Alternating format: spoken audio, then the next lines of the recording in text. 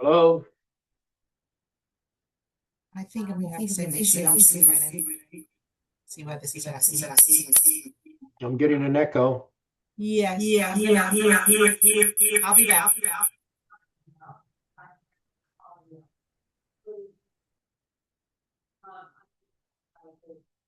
Hello? All right, that's better. Okay. Hello. Hey, um, Yes. I have to look up again the oh, hold on for a minute. Don't want to do that. The thing that was done by Osma and our attorney. And when was that sent? Because I've got to look that up on my mail. Okay, give me a sec. I'll send that to you. Yeah, I read it, but you know, Yeah, I'll find it for you. Give me a okay. second. Give me a second. Shh. I'm gonna touch that. Combined. Oop. Can you hear any background noise coming from me? A little bit, but it's not disturbing. Okay. Hon, can you turn down the TV just a little bit?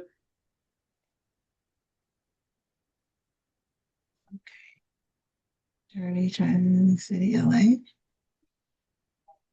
Okay. And Judge. Okay, I just sent it to both of your email addresses. All right, let me see if I can find it. Okay. Hello, Zervon. And Commissioner Grio, Lisa advised that she was at City Council. If they have one of the items that, what is it? If it's consent, they talk about it or non-consent, which one? I never get those right. But if they have to have her speak to it, she will stay there to speak to it and be here as soon as possible. But she just wanted to let you all know that. And who is this? Lisa Osmus, DC Oh, okay. Osmus. Hi, I'm Natasha. Hi. Okay, I've got what you sent me was a regular meeting agenda. And is No, that an no, attachment to it? it should be initial draft immigration. Okay, let me send it to you again.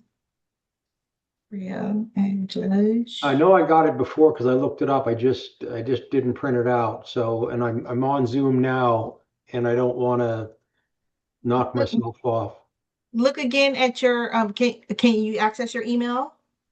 Yeah, yeah, Okay, sure. look, it should be at the top of your email. I just sent it twice. Okay, what I've got is initial draft immigration. That's it. And the attachment to it is DGO 10 text working file.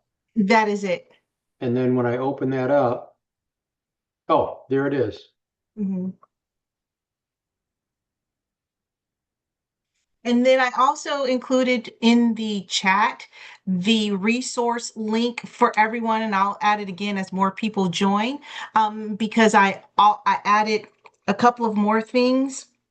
One would be from Ann Jenks, who wanted to send in the information that she wanted to have included on the agenda. And then another document was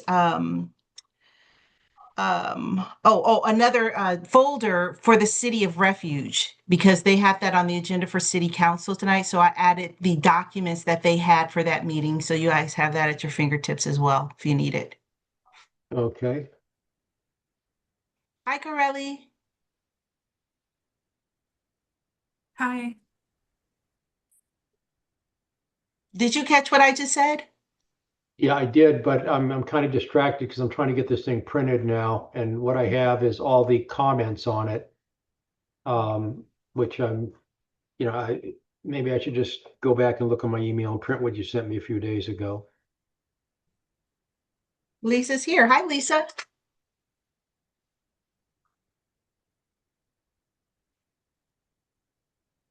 Sorry, I was having technical issues. That hitting that audio button is kind of tough for me today, I guess. No worries. Evening, Welcome. everybody. How are you? Good evening. Hi, Michelle. Welcome.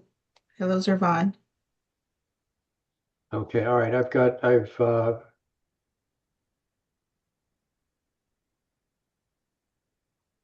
I've got it. Hold on.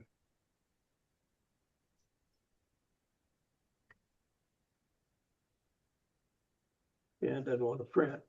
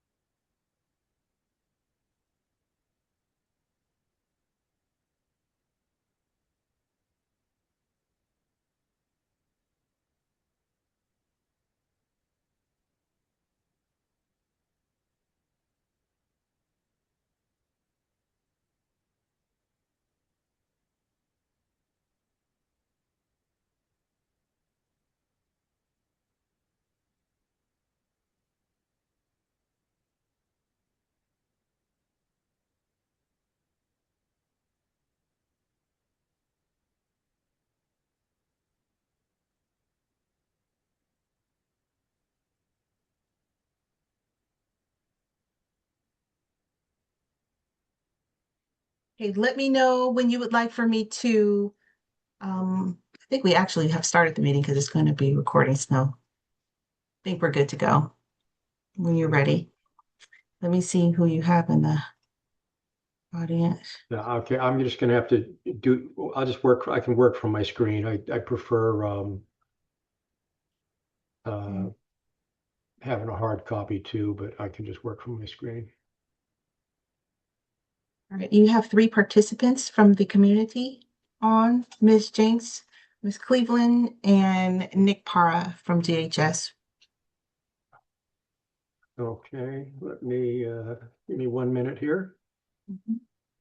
And what ad hoc committee members are here? You have Ricardo. Shawana intends to join, so she should be here shortly.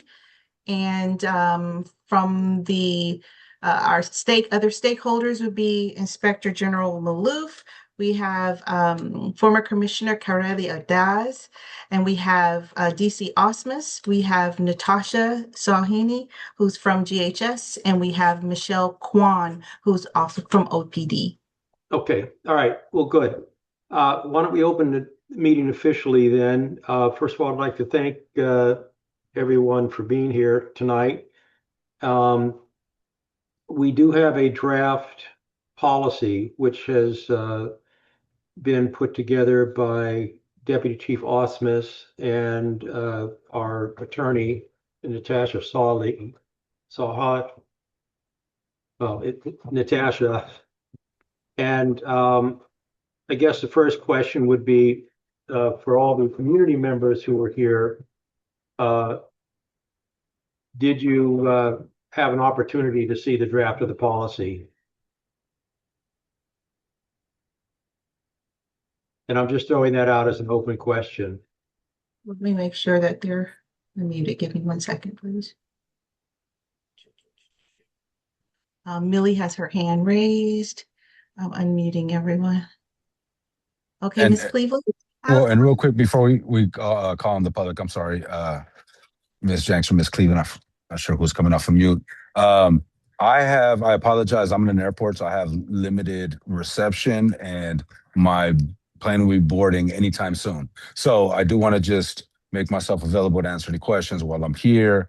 Thank everybody for being here. Thank you, DC Osmus and Ms. Sani for all of the work that you all did and putting some stuff together. I do want to acknowledge that we have had there's lots of moving parts. There's a city council meeting that's happening tonight that's going to be potentially passing a new city of refuge ordinance that may call for additional revisions. But for right now, that is neither here nor there. We're working with the information that we have in front of us that we've been able to work with up until this point.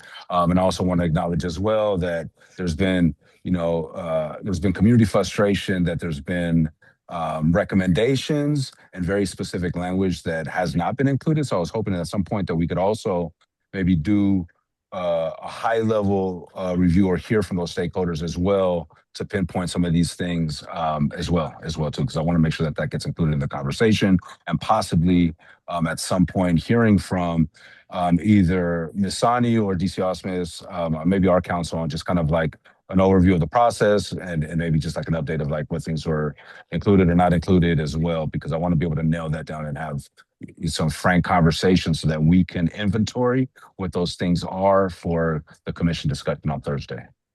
Okay, that's it. I just want to give that precursor. Welcome everybody and apologize for my limited availability. Okay, well, thank you, Ricardo. That's helpful, and whatever time we have left with you, we'll try to make the best use of it.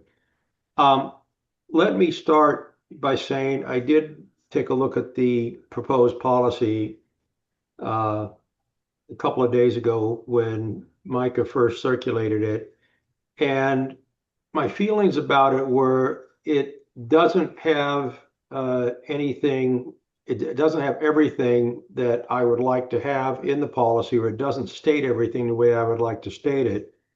But I think it represents a very good effort, if not a great effort, at synthesizing all of the comments that have been made, and that would include Deputy Chief Osmus, the comments from the community that were made, the Inspector General, and maybe even some of my babblings found its way into there.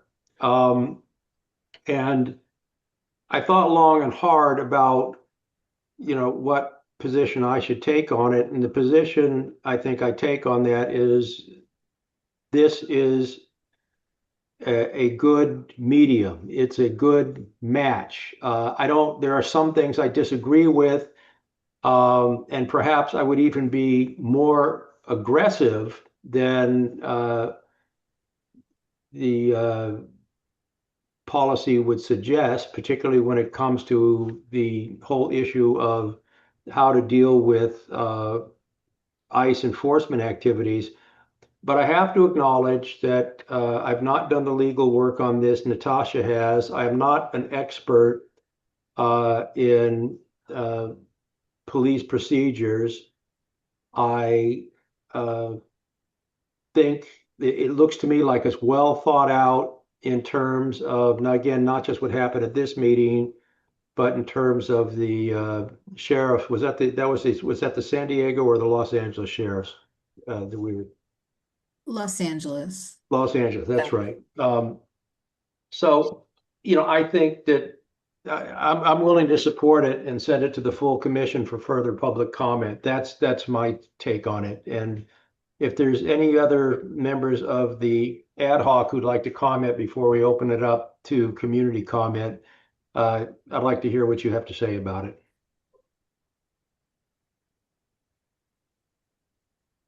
Ricardo? I have my hand raised. Okay. Hi, everyone. First, great to see everyone. I hope you're handling the heat well today. Thank you so much, DC Osmus, for the policy and the short turnaround. I know we're on a short time crunch.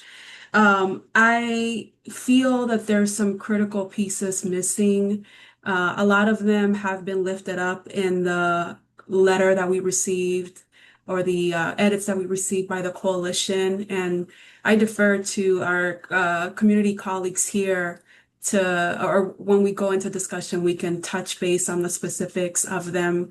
I think overall, the protection of people against ICE overreach and violence is not addressed in this policy. And I think that is what we're seeing in the streets. So that is what I would like to see in order to support this policy. And again, we can make space for the discussion in terms of what is allowed and what is not. I think most importantly, though, is that we haven't allowed for enough community feedback. ICE is already in Oakland. That is happening as we speak. And there have been interactions, and I know there's some recommendations about ways that OPD can respond to the situations that we see at hand. What I want to see is a community forum with members of the CLIP coalition, which is the Rapid Response Initiative in Alameda County, who are responding to ICE in Oakland. So in order for me to support it, I think we need to hear from community, especially those who are on the front lines and who have been interacting with OPD and with ICE and with community on a daily basis. Okay, thank you for that. Ricardo? Yes, thank you. Appreciate that feedback. I definitely concur. I think we're dealing with some unique challenges, giving timing, and the things that we need to do, but I also don't want that to be an excuse for us to be moving forward something that's so important that we're not addressing the things that need to be addressed within this policy. I will um, I guess, remind everyone. Sorry, hopefully it's not too loud. I will remind everyone that regardless of the actions that we end up taking on this, and I know we've been given quite a bit of a challenging task given the quick turnaround. I want to remind folks that there are levers that we could pull following this process for the commission to be able to exhaust this policy and be able to continue to look at it. And I keep on thinking about the pursue policy, right? And how that first came to the commission, and then we voted not to make any changes. Then city council instructed the commission to look at it again. And then we ended up kind of, taking our time to be able to work with the department and to be able to, extend that process and present a new policy for our review and approval. So I don't think, and I appreciate the feedback around, possibly doing a community forum, because that's one of the things that we did with the pursuit policy is once the city council instructed us to review the policy again, right, that was really fruitful to have breakout sessions and to have interactions with the community and hear directly from folks about their input around this policy. And so any way we could exhaust and all of our charter authority to be able to continue to review this policy past whatever happens and whatever actions may or may not happen with this particular policy as is. I'm sure we would all be open to being able to look at that and to really dive deep into this. But I do want to thank folks for the work that was done on it. And I know it's not perfect, but I want to acknowledge the work that was done on it, but also would like to hear from community specifically around some of the things that we want to lift up for discussion on Thursday. Okay, I see, are there any other commissioner members present who would like to comment? I see Shawana is here. How you doing, Ms. Booker, Commissioner Booker? Do you have anything you'd like to weigh in on? No comment at this time. Okay, and let's see, then I see Ann Jenks has a hand up, which I'm assuming means you would like to make a few comments, Ms. Jenks. I will recognize you and go ahead. I'm all ears, as are all the other commissioners and members of the public. You need to unmute yourself. Your initial inquiry at the beginning of the meeting asking for community members to speak. So I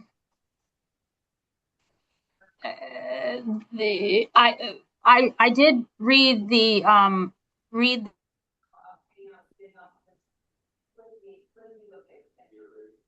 Are you still there? The policy language that this is all language that OPD has signed off on or participated in writing. So I'd like to confirm that.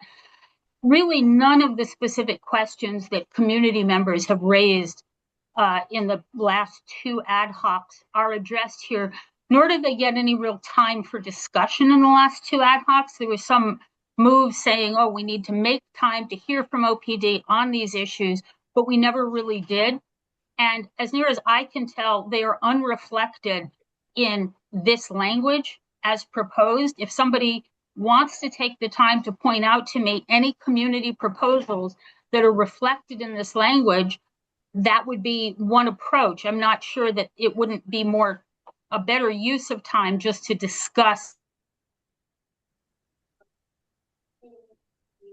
You faded out. Ms. Jenks, we can't hear you. Completely unaddressed or only vaguely addressed to the officers to put them in these very complex situations without a clear directive. Whether I personally like the directive or not, I think it should be clear enough that you can read the policy and understand it. I think that's a tremendous help to the community. I think it's tremendous help to the relationship that OPD has with the community. And I think it's a tremendous help to officers to understand very specifically what they are being directed to do. It also helps, as we have heard repeatedly, that there are officers that are very excited to have ICE in the community, and who have said things to the nature of that ICE is allowed to do things we're not allowed to do. I want them to have clear rules so that they understand that it's clear enough that if they don't follow the rules, they are potentially going to get in trouble within OPD. There were also, community members suggested that officers be given specific language for certain situations, which I thought was a really good idea. And I also just wanted to respond in terms of what Chair Garcia Costa is saying. It is too soon to give up on writing a good policy and start to rationalize what we can do in the future. The time is now to write the best policy that very clearly explains what OPD's role is going to be, and that is clear to officers and is clear to community. It's just too soon to give up. Thank you. Okay. Any comment from the commissioners before I recognize Ms. Cleveland?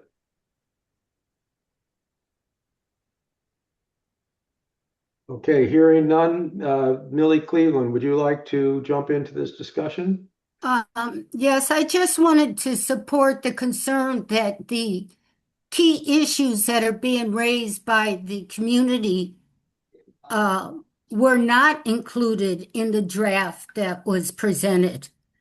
Issues particularly around the role of OPD attempting to identify the federal agents to be federal agents, what type of credentials they should have, verifying that judicial warrants are apparent. None of that was included in the draft that I read. And I think that we need to develop a list of key issues that need to be contained in whatever the final proposal is, so that we can agree that those are issues that have to be included. Okay. I don't want to see a mushy policy go to council. Well, let me grab a piece of the low-hanging fruit immediately. I thought I saw something in here about there is no recognition of an administrative warrant to go into property, and that the OPD would require a judicial warrant. Did I read that wrong?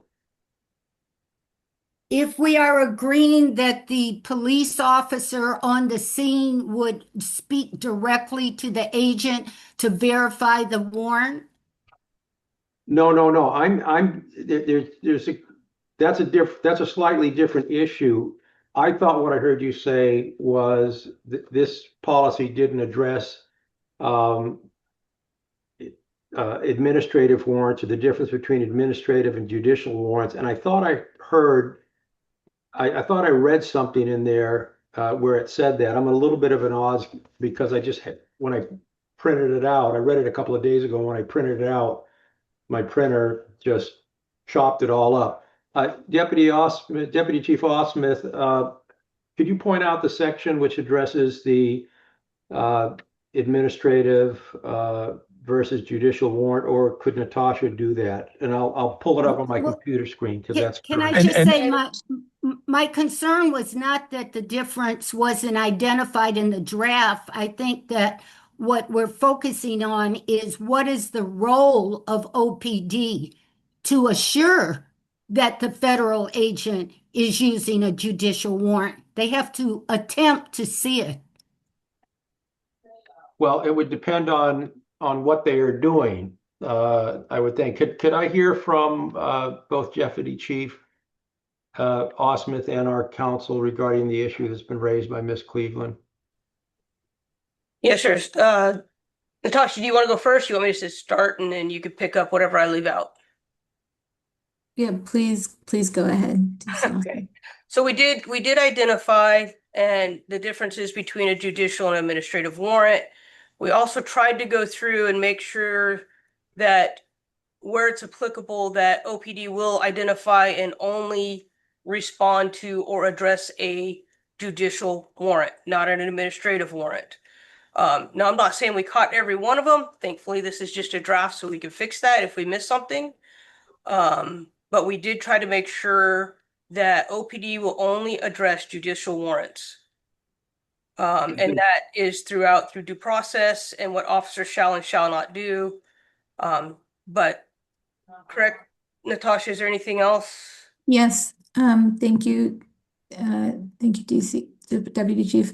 In addition, on page, sorry, just give me one moment as I Pages toggle. aren't numbered, that's part of the problem.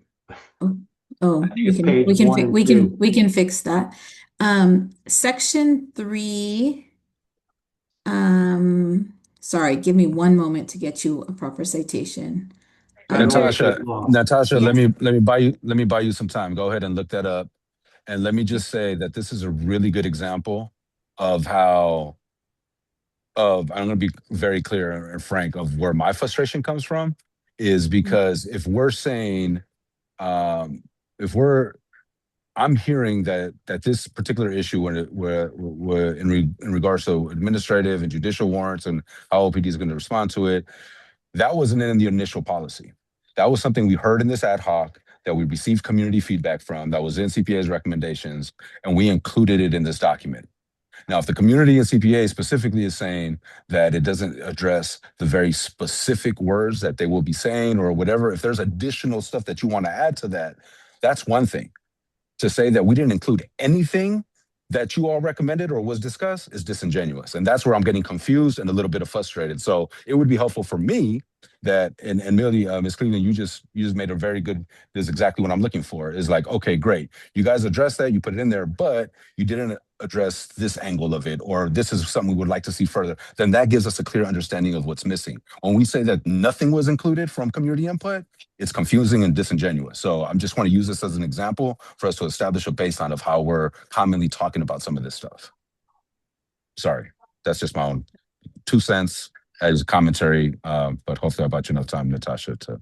Thank you so much.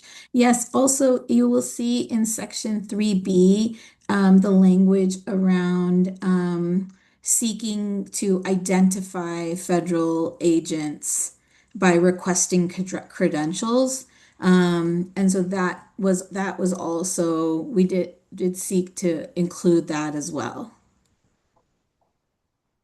Okay, let me take a look at that. You said 3B? Sorry, 3D. D is in 3D. David. Oh, okay, that's. If it Do you mean 4? do I, 4D? Yeah, Federal I'm having state trouble in law? finding it under 3 also. it is 3 Everybody, on it's 4D, sorry, under city policy and responsibilities of sworn personnel, Right. under section officers, they'll go to D. So it's 4D. If I could speak up real quick. Hi, my name is Nick Parra. I'm an associate with Garcia Hernandez Sani, assisting Natasha on this matter. I was looking at the updated one where it says newly added immigration policy draft OPD updates and OPC updates, right? So this is the newest version that we're looking at from the Google Drive.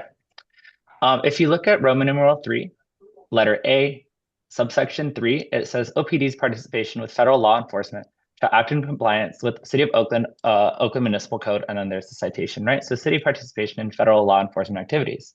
So if you look at that section of the Oakland Municipal Code, what that'll say is that the city is not allowed to spend any resources working with ICE or any folks of that nature, right?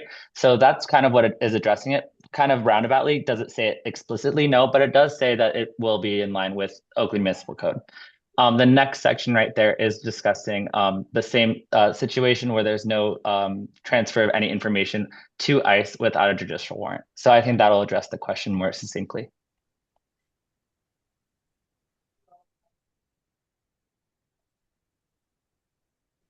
Okay. All right. Can I just make sure I'm looking at the right document? Yes. Because I don't see what you're saying.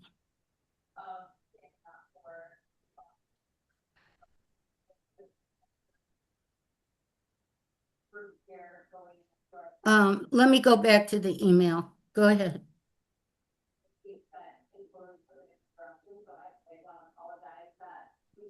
And Judge Grio, for your edification, maybe to find it, it is under section 4. And then you go down to what officers under A, go down to 3, where it says, upon responding to an incident involving enforcement by ICE, CPP, or DHS, sworn personnel, officers shall, versus the shall not, which is above, and then go down to section D, where it identifies where officers will make efforts to identify federal agents on scene. If they refuse to identify themselves, we will ask for the agent in charge. And then beyond that, we will attempt to identify via, basically it's gonna be on body worn camera. Because they could always say no, right? And we're not giving you anything, but it is our attempt to try and address this.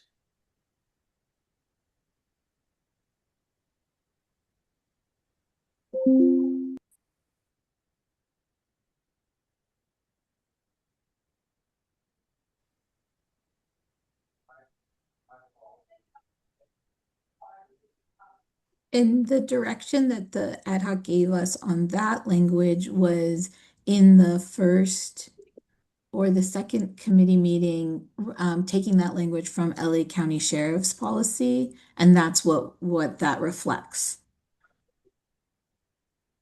That's what I'm looking at. And that was part of the community input as well. I don't know if I should just speak. I've been waiting to be called on. Okay. Ms. Cleveland, were you finished with your comments? Yes. Okay. Ms. Jenks?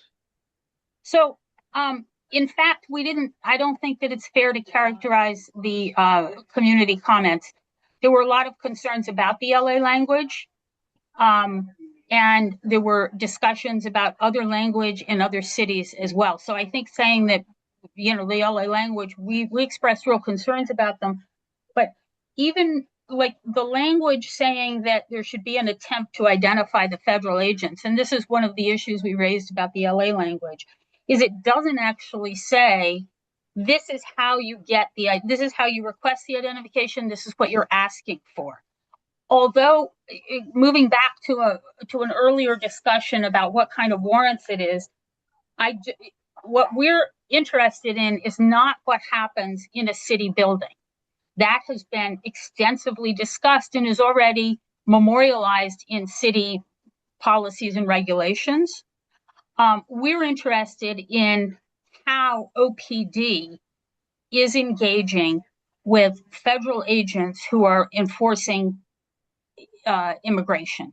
And so it's not a matter of whether you've defined the difference between the types of warrants. What we're asking for is, and these very specific questions were asked, and at the last meeting, I think that Ms. Ordaz said we really need to have this conversation and hear from OPD on these issues. And they're not addressed in here. I'm very sorry, Chair. And there's never been a discussion about what that looks like. The language in here says, well, ask for it.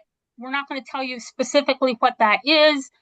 And then when you don't get it, move on. It never says what to do when you get it, which indicates that if I were an officer reading this, I would say, this is something that you kind of do as a gesture, but obviously there's no expectation that I would actually do it or accomplish it.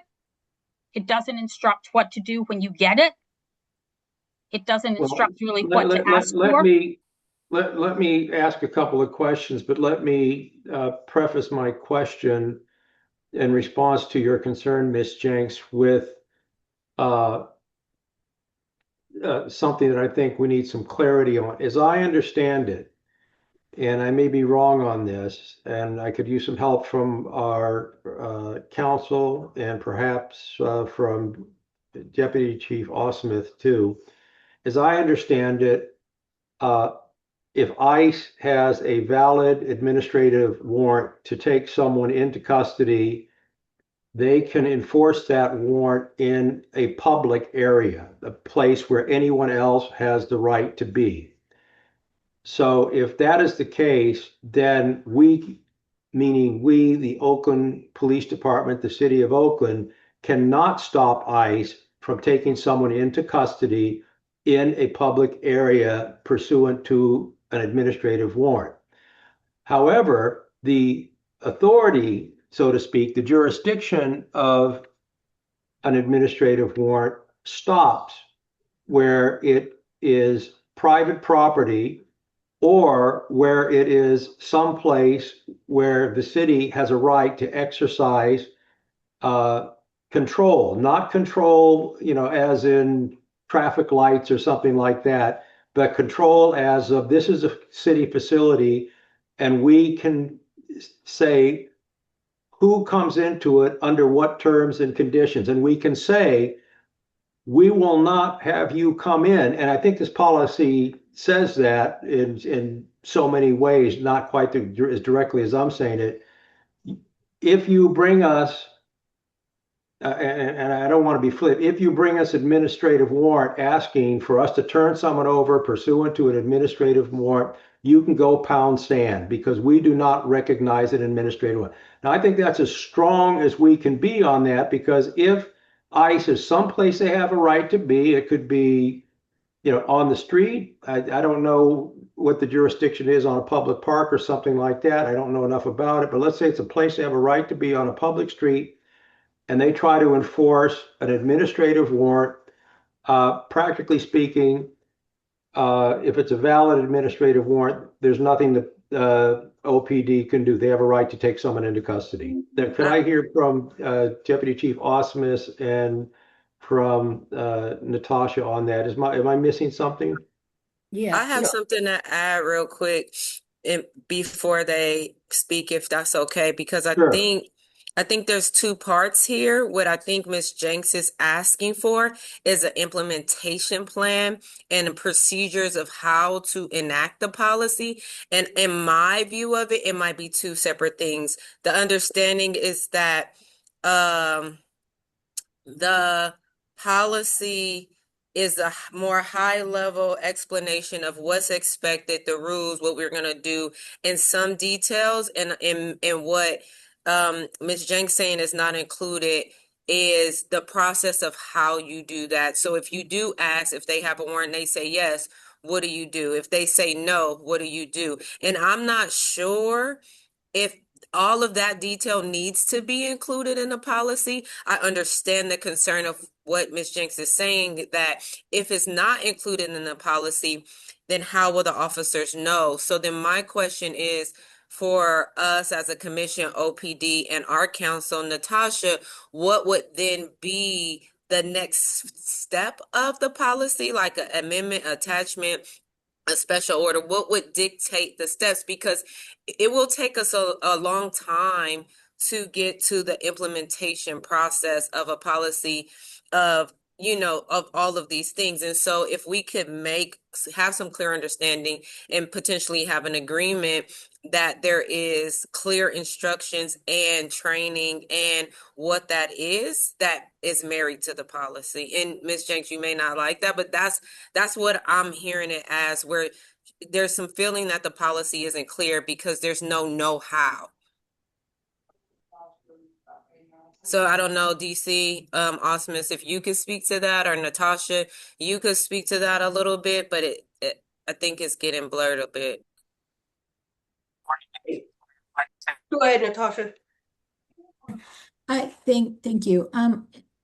I thought that Ms. Jenks was actually asking us specifically about the identification of federal agents and that, not the warrants anymore. Like she was focused specifically on that and the fact that if an OPD officer asks for identification and receives it, that there then isn't further direction on what to do with it, which goes to what Commissioner Booker was saying, is like, it does all of that detail go into a policy? And ultimately that would be the commission's decision in terms of voting up or voting down proposed policies. But the training and implementation that happens, that is then under the purview of OPDs, my understanding. I don't know the commission's authority as it relates to the training materials. And I believe that the information around like documenting it was inherent in asking for that information. But may not be a significant revision to make if that's the issue. Now, to go back to the questions of administrative warrants and arrests related to administrative warrants, I'm sorry, Judge Grio, I don't have the expertise to give you an exact answer on that. It was my understanding that it is judicial warrants, judicial orders that permit actual arrests, not administrative ones. And so and we've defined what we have that's accurate in the actual policy, but it doesn't go into the detail of the arrest. It gives it gives the OPD officer the direction to be able to understand what they can be used for what purpose, and follows the direction from IG Malouf's memo. That was the direction of the ad hoc committee. Okay, Deputy Chief Osmus, do you have anything to add to the administrative and judicial warrant discussion? Yes, sir. So we did not define if on city property, or this is specifically if OPD engages or intervenes or assists or is involved in any way with ICE or comes involved. If it is just an administrative warrant, we walk away. We have no authority to stop them. I have no authority to enforce or not enforce that administrative warrant. If it is a judicial warrant and they let us see it, then I have to enforce that judicial warrant by law. Otherwise, I am violating a judge's court order to make that said arrest, right? So that's what we tried to really focus on. I did not put into specifics. And then based on what is approved here and then what is approved in by commission, other community members, then I will work on the training implementation of that, right? We already have basic training in the sense that for the heartbreak situation where a mother is being arrested on an administrative warrant, an OPD cannot engage and the children are screaming and being left behind in a car, then we will deal with the children being left behind in the car. I cannot prevent or intervene or stop ICE from that administrative warrant in a public area, right? Same thing as if it's on city property where the public was allowed, that means that ICE can be allowed.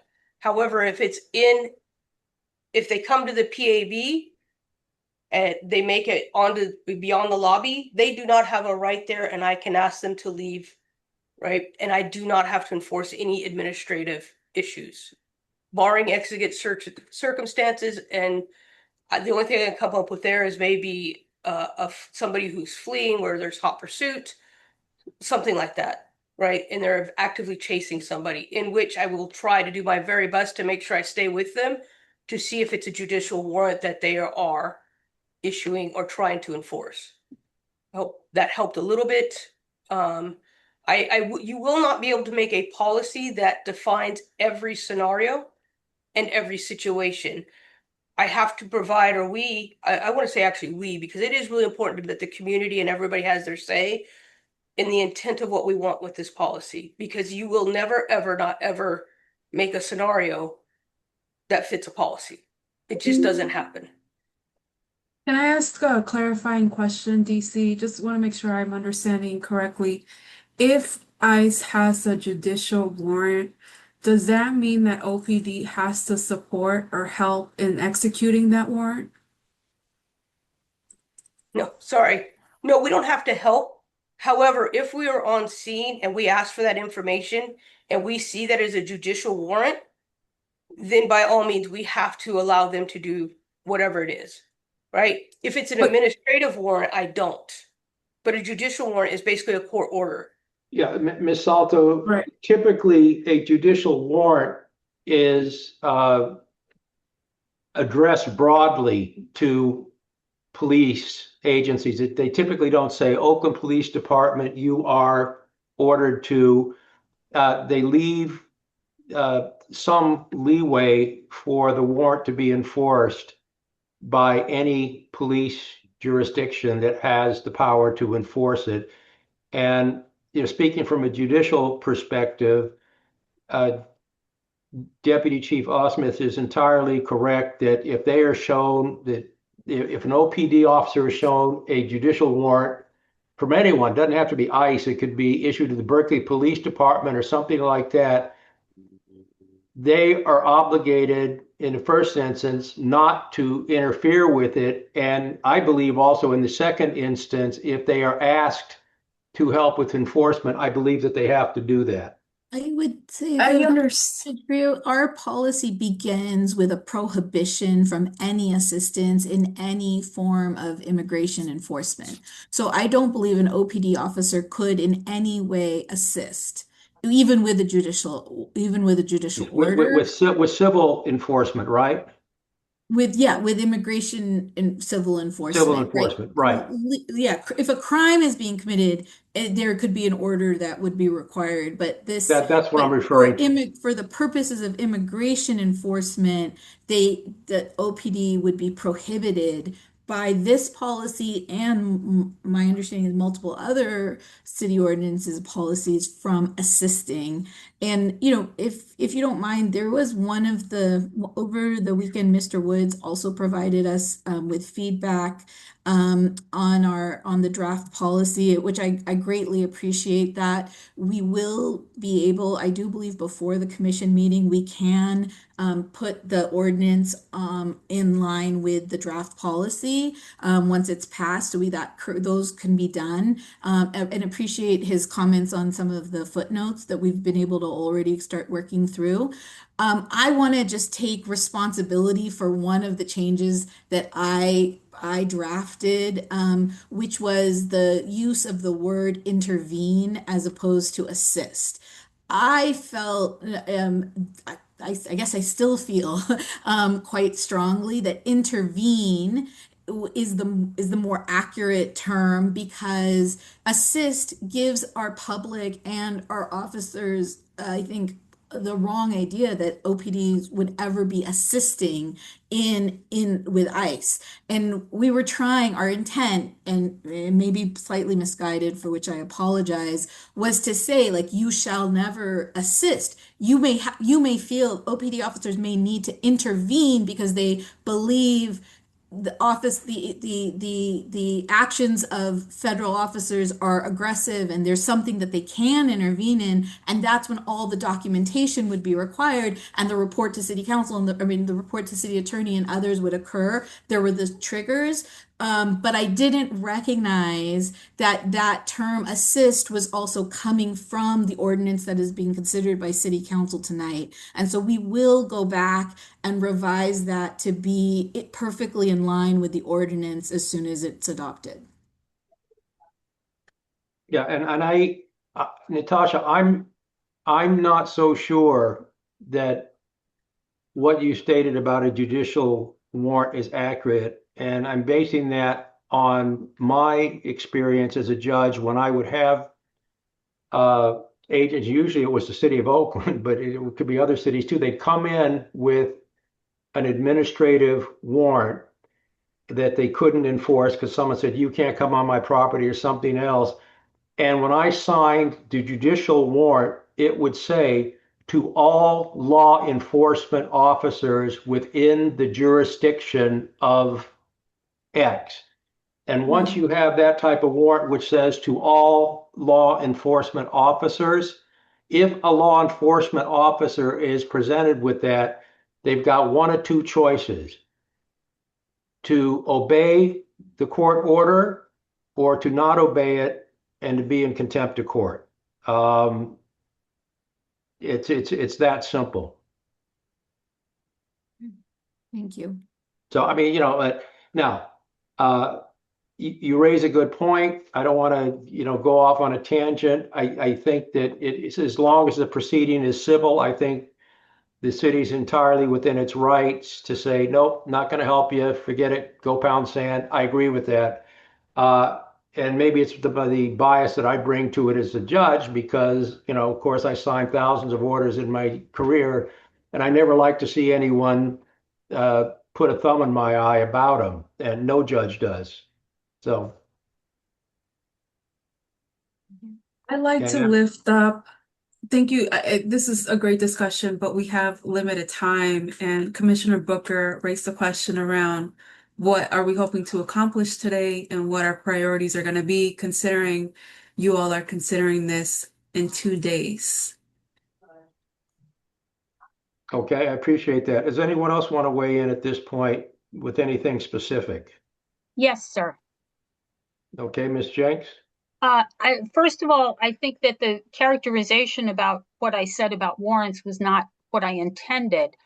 I do not see any instruction about OPD requesting to see these warrants. And that seems to me to be relevant in a number of scenarios. I understand that policies can't be written for all scenarios, but a well-written policy covers the scope of the things that are going to happen. And that is what I'm saying is missing from this policy.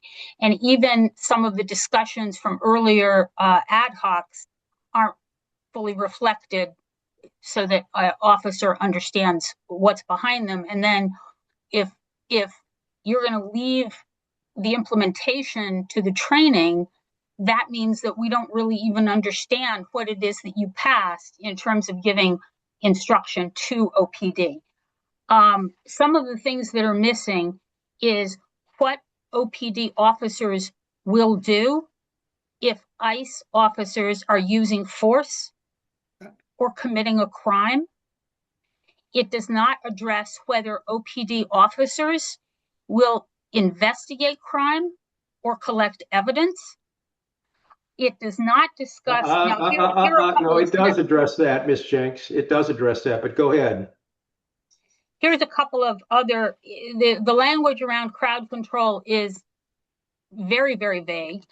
But when you add it to what DC Osmus said at the last ad hoc meeting, the crowd control is focused only on controlling Oaklanders. It is not, and all of the language, therefore, that you read about de-escalation and, all has to be read in the context of controlling Oaklanders, not in engaging with ICE, because DC Osmus, I'm really try very hard not to misrepresent what people say, but you were describing trying to convince Oaklanders not to do things that would further irritate ICE officers, right? And so here's the scenarios that we're talking about that have to do with warrants. And these are things that do happen. You have some purported federal agents who are attempting to detain a person on a public street. They are alleging to be ICE agents. The person that they are detaining and the crowd around that person is yelling, "She's a US citizen, she's a US citizen." Do the OPD officers first say to the ICE agents, look, we need to make sure that this is not, in fact, a kidnapping. Could you show us some identification? Do they then say, do you have an administrative warrant for this person? Let's ask to see her ID and see if she is in fact the person that you think that she is. Do any of those things happen?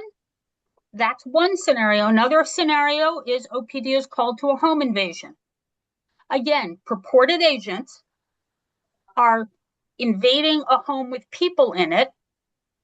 and OPD doesn't know who they are they going to identify them and say, if we don't identify you, all we have is a home invasion here. You got to help us out, and we need to see the warrant, and not an administrative warrant, but a judicial warrant in order to invade this home. And I don't see anything that explains to officers how they are supposed to engage in highly complex situations, nor has there been any discussion of it in these ad hoc.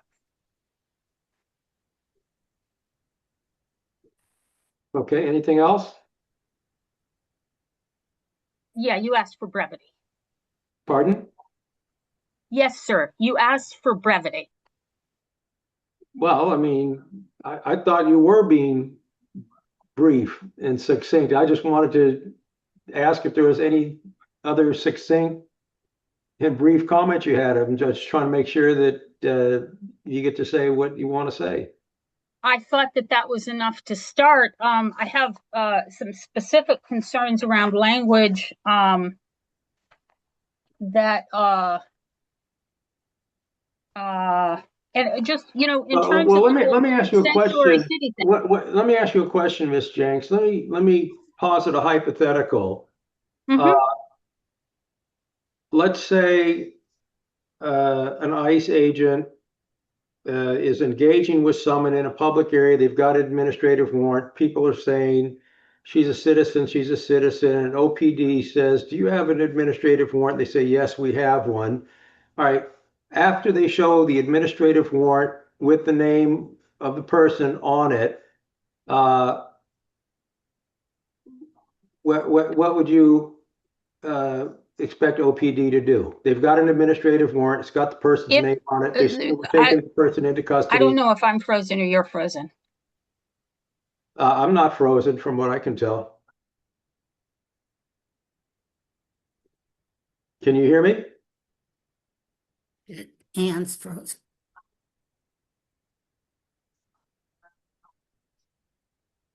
Can I Hello? answer for her? She must be frozen. Well, let's just give her I another think I'm back. second. You're I think back? I'm back. I hope so. Okay. All right. I can hear you. So I'm sitting right by the modem. There's nothing else I can do. So the one piece that's missing for me, what I was asking about is, and this is a scenario that does in fact happen. The person is saying, I'm a citizen, I'm a citizen. And so, okay, you've seen the administrative warrant with the name on it. It says Ann Jenks. And it seems to me that it's worth saying to the agents, let's just ask her for her ID. Because there have been many, many situations where the agents have, in fact, taken the wrong person. And it's not a minor thing to be taken into ICE custody. It can last quite a while, even if you are a citizen. So at that point, you've seen the administrative warrant. And then I believe that the next step is to say, are you in fact Ann Jenks, and do you have any identification that we could see?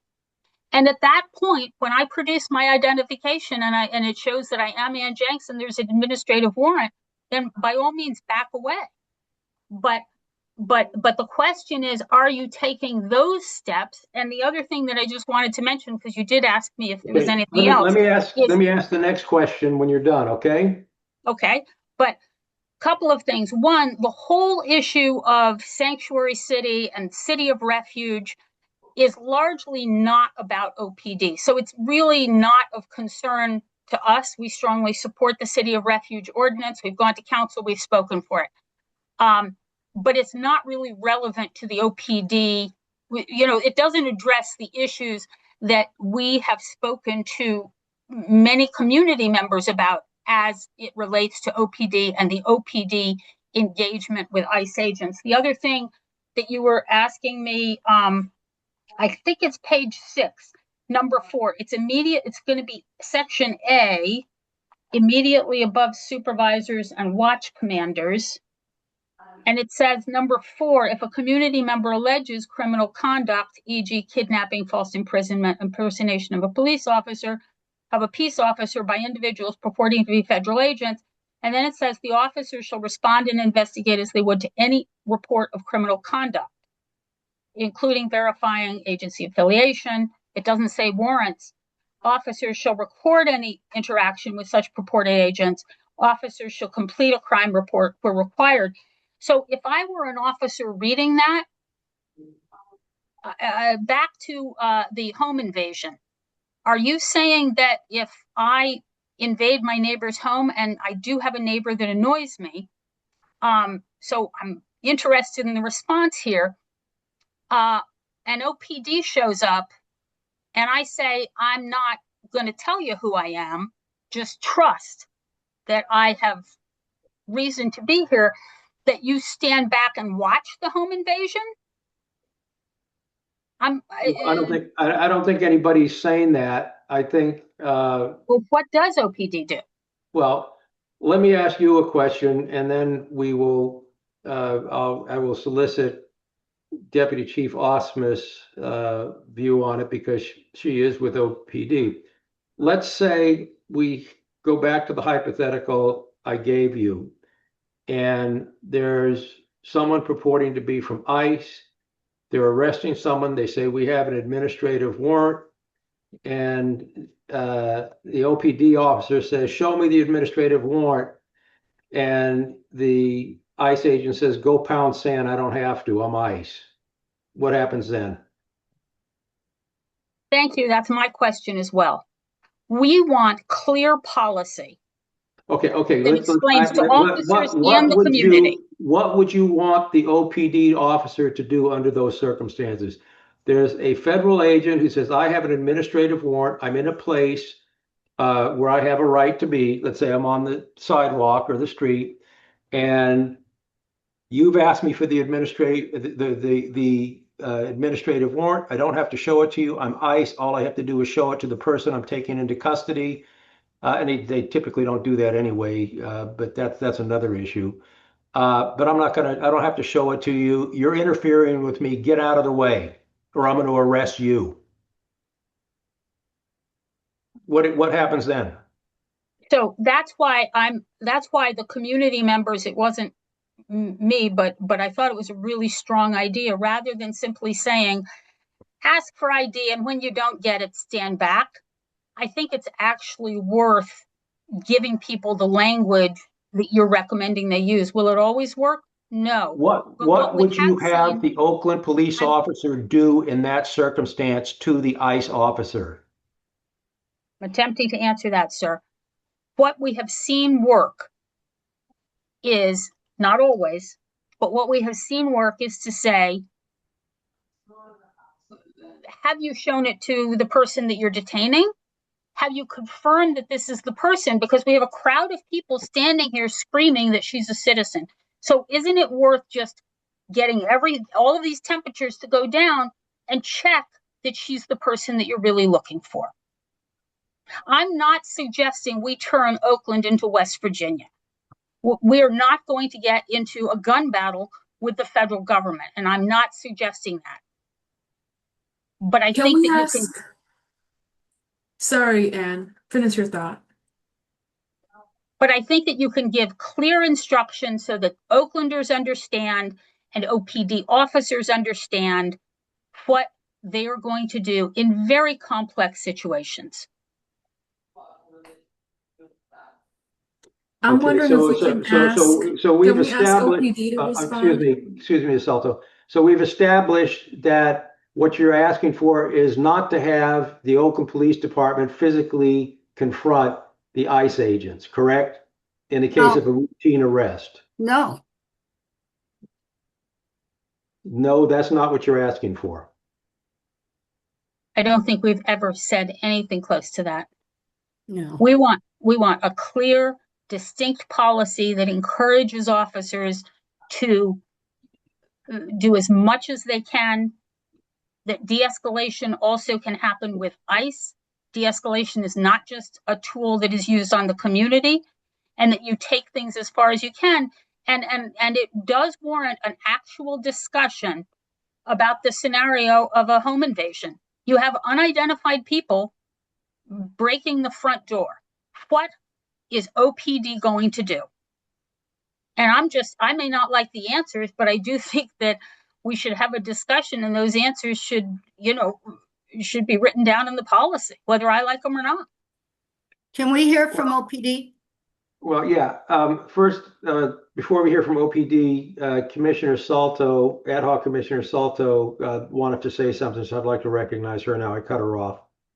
No problem. Thank you. I was actually asking to hear from OPD. I think walking us through how you currently respond and what the thinking is can help us align on what the language should be in the policy. And I would just say, I've never heard our community members advocate for violence or a standoff. I think it's more of making sure that there's clarity and there's little room for ambiguity in terms of how OPD should engage and interact when there's an active ICE activity. So would maybe DC Osmus walk us through what OPD would do, and then we can go from there.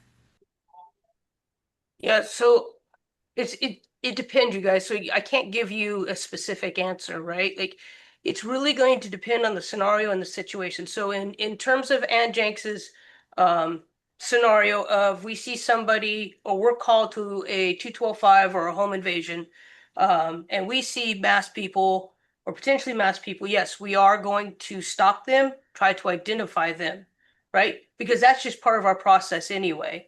Now, 9 times out of, well, I don't want to go that high. Normally, ICE notifies us that they are in our city. So that will also assist in the fact that if that's in that area, that is likely ICE. So we will know going in, we are potentially dealing with federal agents.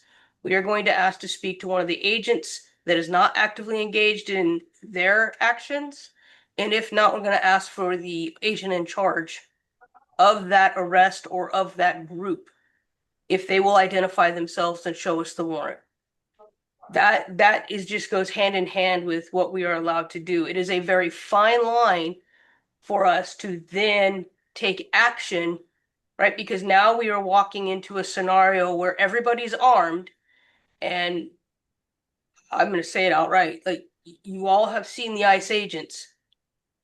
They have zero de-escalation, and if they feel the threat, and I am a threat, I am an armed threat, it is going to create a very dangerous situation for us, right? So then we have to be very careful. So our advice always to our officers is please to try and identify those, because normally it's not just one agent or two agents going into a scenario, especially to a house. It's a group. Try to get to the person that's not actively engaged. Identify them. Are they agents? If they are agents, ask for the warrant. If they have a judicial warrant, fine. If they have an administrative warrant, you have to walk away as well. Whether I like it or not, you guys, that's not, unfortunately, the law doesn't allow my personal feelings into it. I have to allow them to enforce that law. They are the federal agents and they have those warrants. Now, if they don't have anything and they refuse to identify themselves, we've instructed officers with their body-worn cameras on to say, my body-worn camera is on. I'm trying to identify because we're getting called to the scene of a crime, of a potential issue, right? Of a potential crime, and I'm required to enforce it. Can you please just identify your agent or your agent in charge that I could speak with, right? So that's also going to go into the training as well. I know I can't answer everything specifically. I wish I could, but it's just going to depend on the scenario. DC, is that stated clearly in the policy that part in there that No. they turn on That's their what we were trying to do. Go ahead, you accidentally went back on mute, DC. I can't hear you. Sorry. I don't want to be heard anymore. That's what we were trying to do when we were working with the attorneys, is to making sure we're trying to identify. If we can't identify, body-worn cameras are on. We're trying to identify you because we were called to the scene of a crime and we don't have you in our jurisdiction for this area. Things like that, right? We were trying to address everything, because if you address everything specifically in a policy, you're going to have a 300-page policy. So we're trying to Totally, but is there any language and general language around that piece there, that if there's not identification, that there's something in the policy states that absence identification, officers are to turn on their Right. body worn camera Yes. and name that it's on? Like, is that That's Natasha? it. That's explicitly in the Okay. policy. Yes.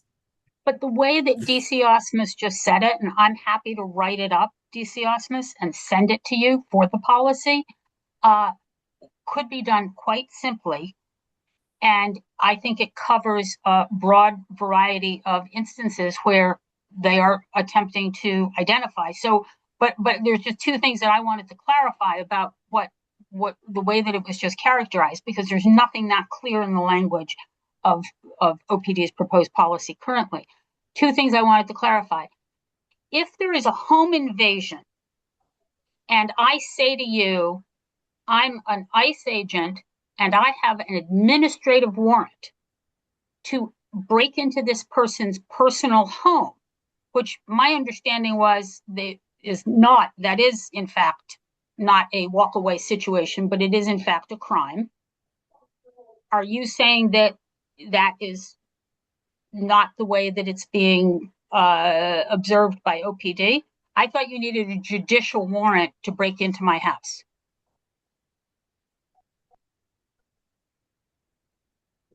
I'm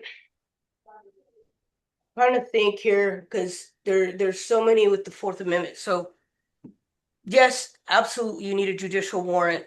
Well, okay, let me make this very clear. OPD absolutely needs a judicial warrant to make entry into a home, right? A federal agent, I'm gonna have to, and Judge Greer, I'm gonna put you on the spot. A federal agent needs a warrant also. Part of the problem is a number, I don't know what the percentage is, but a number of ICE agents have attempted on the authority of an administrative warrant to enter someone's houses. Now, I'm aware from, just, viewing media and such that there have been cases where people have told them, typically when they're filmed, no, if you don't have a judicial warrant, you can't come into my house and I'm not coming out, and they leave. Now, what's a rogue ICE agent going to do? A rogue ICE agent may very well go in there. Is that a Fourth Amendment violation? Yes, it is. What is the remedy for that Fourth Amendment violation? That's a more difficult question because clearly you would have some type of civil remedy for violation of your Fourth Amendment rights. Where it gets sticky with local law enforcement is the federal agents have a right to certain immunities along the line, not just it's not qualified immunity, but it's a, I forget the name of it. There's another type of immunity that they can have as federal agents when they're carrying out their actions, which may absolve them from criminal conduct, even though there are civil consequences. And that's what makes it very, very sticky. And I actually did some research on it, in anticipation that this might come up. I just don't have I just don't have it at my fingertips right now. But that's an issue because, for me, if someone breaks in, an ICE agent goes into a house with an administrative warrant or even without one, I don't know what authority there is for the OPD to say stop, and if ICE doesn't stop, to try to detain them or engage them. And that's the conundrum. How do you deal with a rogue agent who's acting unconstitutionally and violating rights in front of a police officer who is committed to and obligated to constitutional policing? I don't have the answer to that. Where I think the policy seeks to go, and I don't think and please correct me if I've got this wrong, but I don't think the community members have asked that the policy include like trying to go for arrest of the federal officers. But what the policy is currently seeks to do is have that documented. So the body worn cameras are on, and then there's the reporting structure for where that information is to go quickly. I think, and I would appreciate your clarity, Chair, on what the core issues are that the community feels are lacking from the policy so that we could attempt a valiant effort to try to get to them as well prior to the commission's meeting. And what I've understood them to be is, well, then one of the questions is, will the OPD officers collect evidence related to something that we believe may be a crime, like if they were acting unlawfully or without warrant or something like that. I think that might have been one of the core issues. Um, and then the question, I think there was I do believe crowd control was addressed. I think what I heard was an expression of disappointment in the way it is addressed. But if you could help us with clarity on what remaining issues are unaddressed by the policy, that would help. Well, crowd control Ad is hoc commission, unaddressed. Ms. Jenks, hold on for a minute. I'm gonna exercise my prerogative.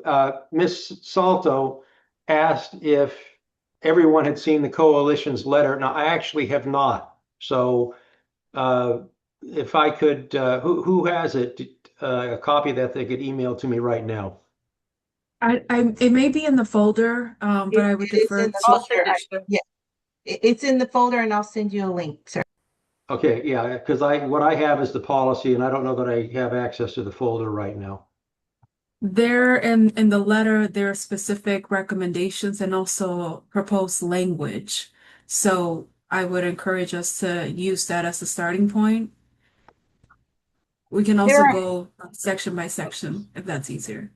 there are now two documents. There is the original document, which was purely conceptual, and then we drafted policy language that incorporates some strong policy language from Denver, for example.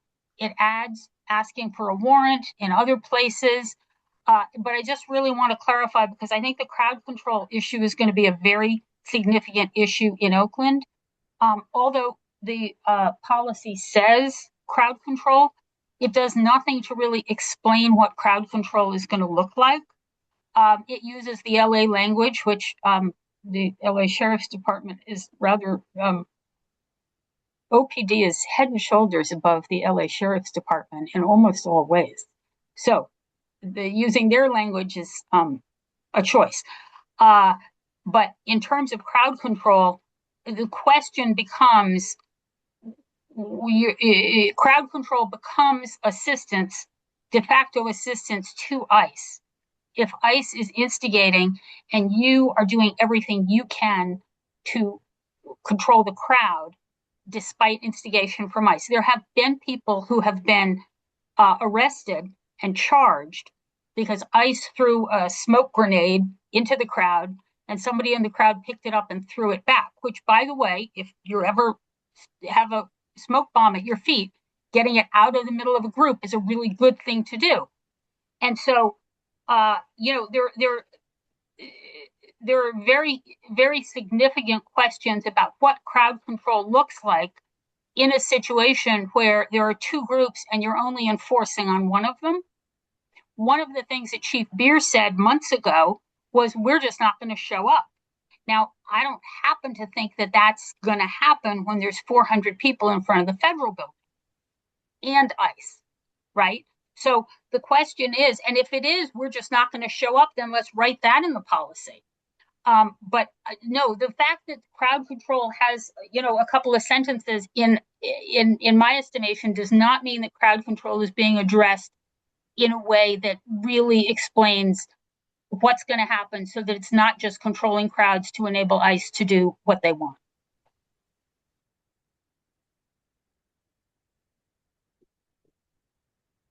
Okay. Anyone else?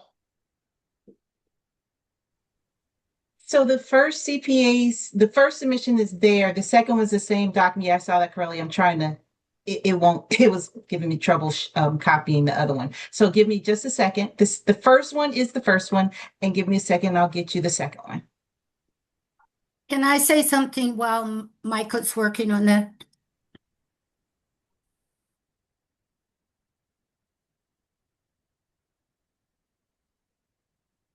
Chair Grillo, is that okay for Ms. Cleveland to speak?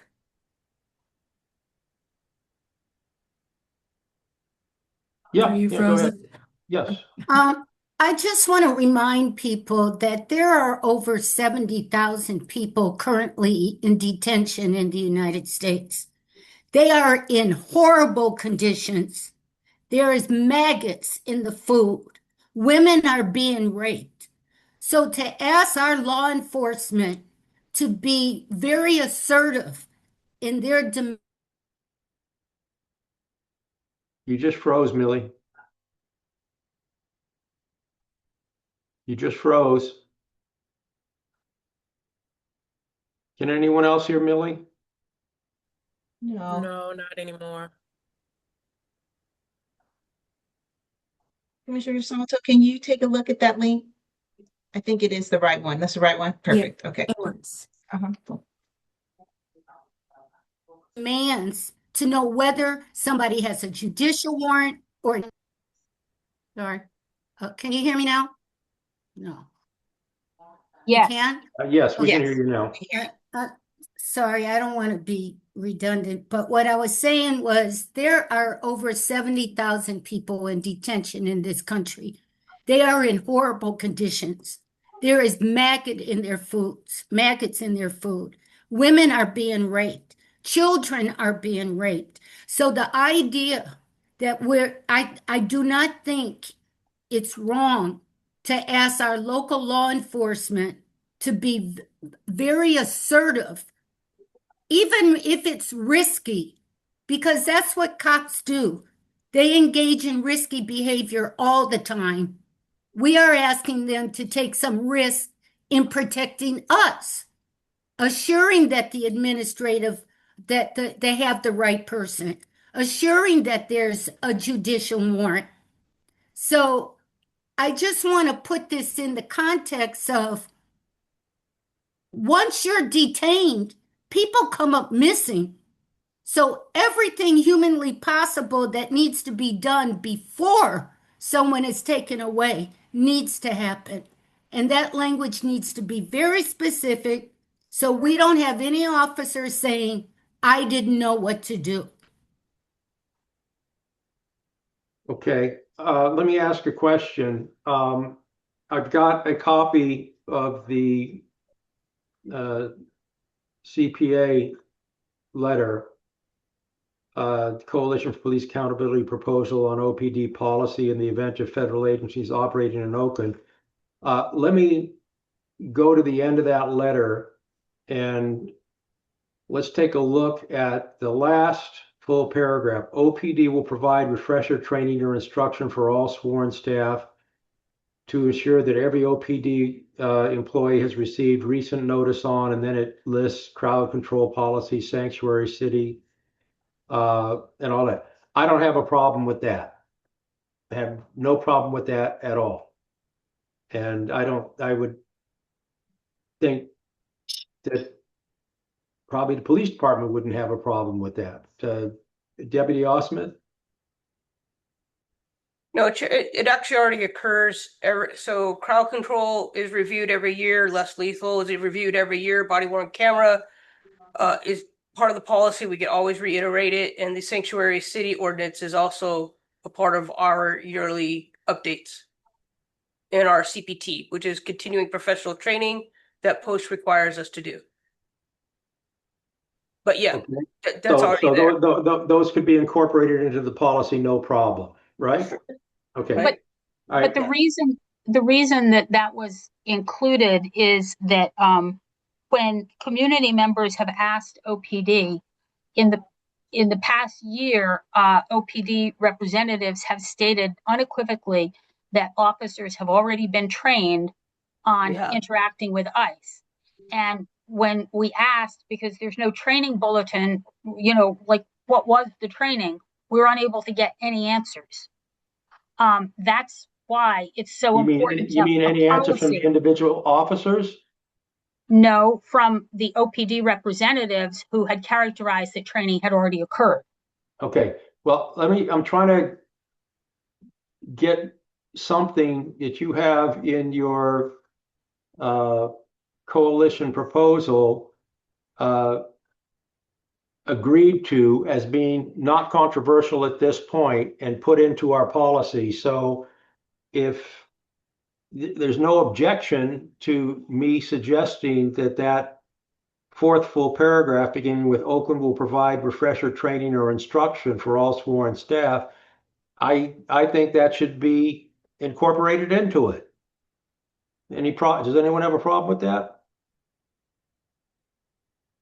No, sir. And I have another proposal that may not have any that may work for everybody, and that is that I will this evening try to write up some policy language that reflects what DC Osmus said, and offer that as a clearer language that begins to explain how it is that OPD is going to engage when there's an ICE activity. All right, well, let's put that on hold for a second because I want to go to the preceding paragraph there, which begins OPD will develop training approved by the Police Commission Public Safety Mayor's Office, ensuring that every OPD employee understands how and when OPD responds to an ICE action, including it's a sanctuary city. And it says OPD does not assist in immigration enforcement actions. We may want to put in there civil as opposed to criminal because that, again, that gets down to the distinction between, it's a close cousin of judicial warrants. OPD may be on the scene during immigration enforcement actions to ensure safety of Oaklanders. Absolutely, I agree. OPD will not engage in traffic enforcement or crowd control if the primary reason is to support the ICE action. I agree with it that far, where it says, or mitigate community response to the immigration enforcement action. I think I understand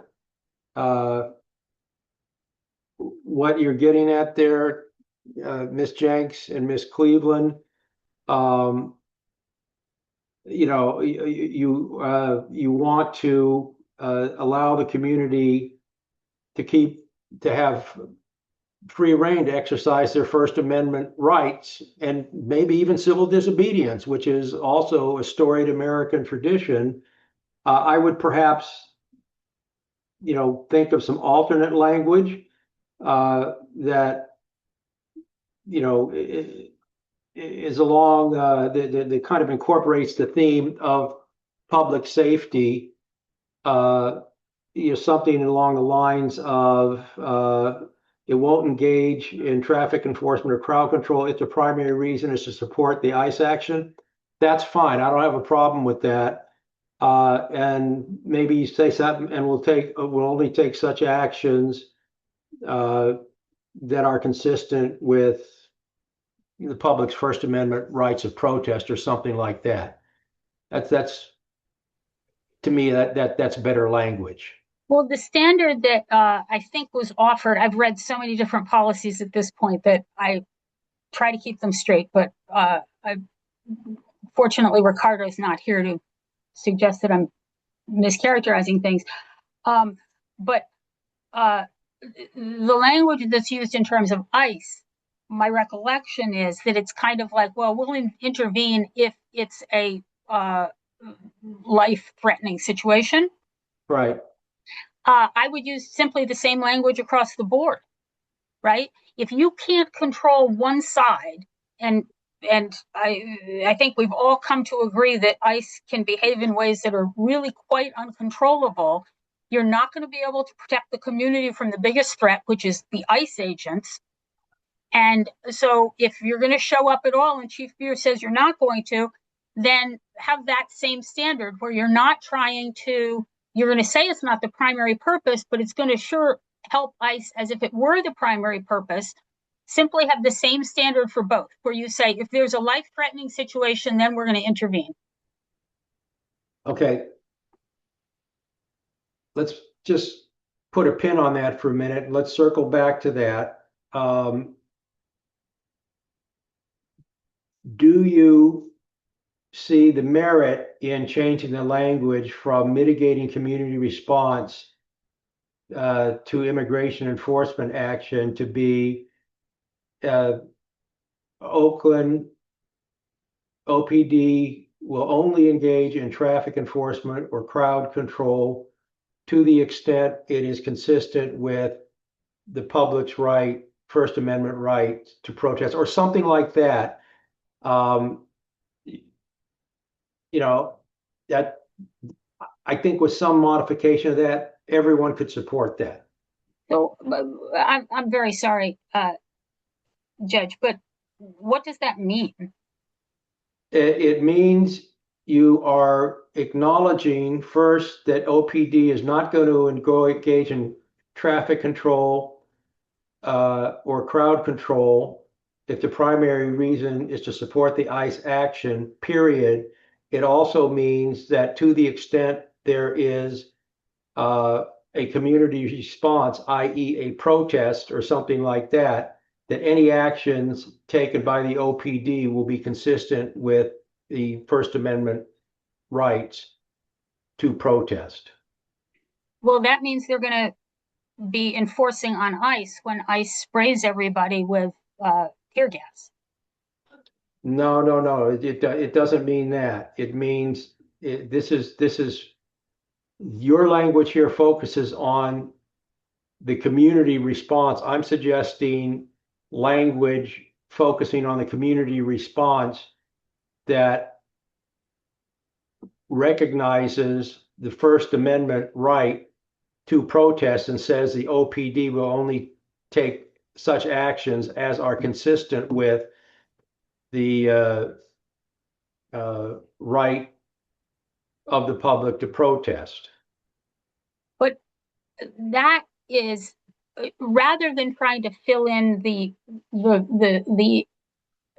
emptiness of that, and I'm not calling your language empty, but like that's like instead of we're not defining something instead of defining something, the language, and I really could be wrong on this, but I thought there was language saying the only time we're intervening with ICE is if it's a life-threatening situation, which, by the way, I'd like to circle back to Okay, as but a that definition. if we keep going up this list, we'll get to the discussion of that. I want to see if we can just nail this down right now, because that'll get you half of the things that you asked for. Yeah, but what I'm saying is saying we're going to do this in the context of the First Amendment is let's talk about what we will do as opposed to what's that means that if an action is not within the context of the First Amendment, what is that? No. Can you give me the scenario? What it means is if there is a protest going on with ICE, as it relates to ICE, and there is, some need for, say, crowd control that's independent of the support of the ICE action. It's just a public safety issue that the OPD, in doing whatever they do, have to recognize that the protest is legitimate under the First Amendment and the public has a right to do it. And let me give you two scenarios, both of which I lived in my lifetime. One was the Vietnam War protest where we were marching down from Berkeley, and when it got to Alcatraz, the OPD went charging into the crowd and started knocking heads because politically they didn't agree with them. That was a crime, and it's absolutely, it was criminal. That's what it was. Let me give you another example, and I'm no great fan of Chief George Hart, who was chief of this city, but when we were having some protests in Oakland back in those days, the mayor at that time, Lionel Wilson, used his bully pulpit privately and told him, "You let these people protest, and I don't want to see any head knocking." And George Hart was out there in front of his officers, clearing traffic and allowing the protesters to march where they wanted to march and to say what they wanted to say. The first is criminal, is absolutely prohibited.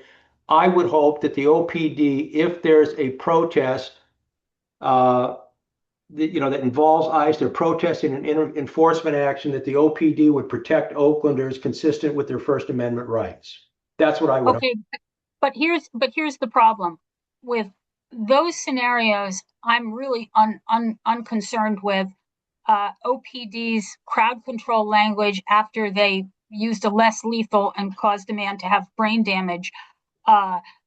Their crowd control language and their crowd control training is quite good, I think. DC Osmus, please correct me if you disagree with that. So I'm not concerned that they're going to wade in and start knocking heads. The problem with this scenario is the scenario we're most likely facing is that the you have ICE officers assaulting crowds, right? You have ICE officers assaulting Oaklanders in the crowd. And what we have heard from DC Osmus, and again, I really hate characterizing people because I'm afraid, that I'm not going to get it right, is, well, we're going to try to de-escalate the crowd because the ICE folks are crazy. She didn't say that part, but that was kind of the implication, that she can't manage them. She can manage the crowd. So she's going to try to de-escalate the crowd, which is literally going to mean saying, I know they just walked by and sprayed everybody with tear gas, but I really need you. Let's get everybody taken care of with the water. You've got people here with the water and everything. Let's get them taken care of. I need you to calm down because those folks are crazy, right? That only de-escalating the one side, because you have another side, and this is what you really didn't have in the scenario you were describing, Judge, where they were enabling people to engage in their First Amendment rights. You didn't have opposition. And here you have a situation where you're saying you're only going to engage in de-escalation and crowd control of the people who are manageable, while the other folks can do whatever they want. And I'm just saying, let's have a simple standard that says we're not going to do normal crowd control because it's not a normal situation. It's unsafe for us to be involved as officers. We're only going to get involved in a life-threatening situation. Well, that I'm not feeling that. The principle here that should guide us is you can only do things about things you can control. If you don't have control over it, there's only so much you can do. If ICE is acting illegally and abusively, there's only so much a local police department can do. Some of what they can do is they can document it. That's very effective. There are other things they can, contact the agent in charge and that sort of thing. But if the idea, and again, I know that you're not saying this directly, but by implication, if the idea is that you're going to have ICE, you're going to have OPD try to control the duties, the actions of ICE, that's that's just not going to happen. It's No, just sir. not. I'm absolutely not saying that, but I am also saying that I think that OPD should not arrest an Oaklander who throws the tear gas back across the line. I'm not encouraging that behavior. I understand you want to throw the tear gas away from the middle of the crowd, but if you're not going to arrest the person who threw the tear gas in the first place, I am going to say that I think it's going to look a lot better, and it's going to be better for the community relations for the Oaklanders to understand that you're in a bad spot as OPD, and that you're not going to enforce on Oaklanders when you're not enforcing on ICE, because people have been arrested. What you're saying is you're going to let you're going to potentially let a protest that gets out of hand and is mixing it up with ICE agents. You're going to say, hands off. We'll let you guys see who comes out on top. Is that what you're saying? I'd like to keep the OPD officers safe, and the only way to do that is for them not to be in the middle of a situation where they don't know what the ICE training is. They don't know if the people who are purporting to be ICE have been trained at all, because from what I've seen, not a lot. And so the only way to keep them safe is to take the same position you're taking with the home invasion, which is we're going to stand back and document after we make a reasonable effort. All right. So getting back to this second to the last paragraph, That's something that you're asking for, right? At the very minimum, we're asking for clarity.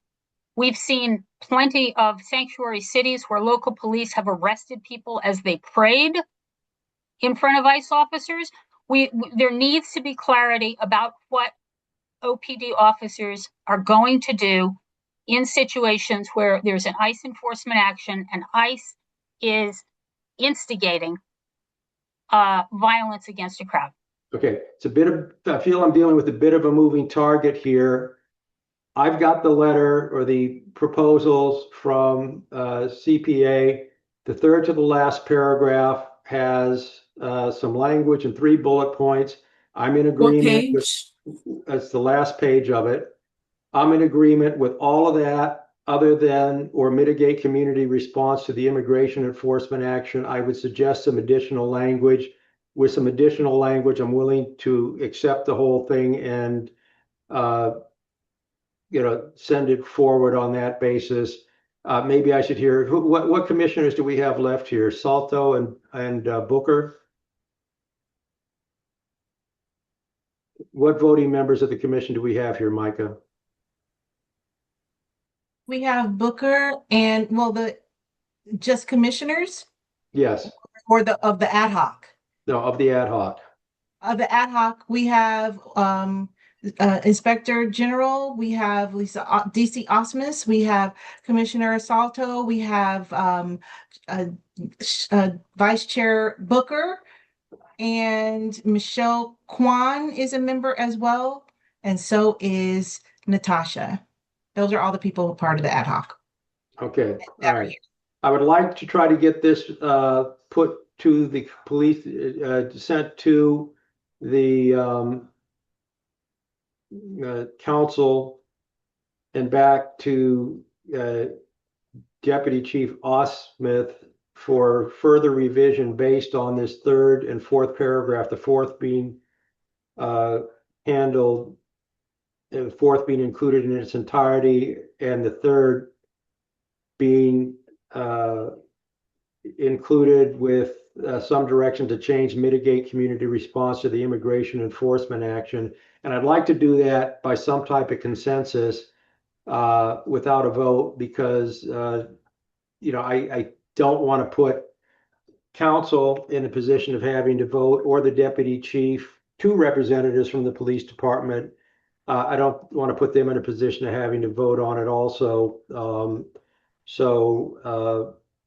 Rather than entertain it with a motion as to this third paragraph and fourth paragraph, I would like to get the consensus of those who are here as to whether or not those at a minimum should be incorporated in the policy before we talk more specifically about the other issues, which I think are consistent with not consistent, but I think that are the issues that have been raised by Ms. Jenks and Ms. Cleveland. Is there a sense that we can do that? And I would throw in there, OPD will enforce traffic and parking laws for vehicles associated with federal enforcement actions as with any other vehicle in Oakland. I think that's fine. I don't have a problem with that.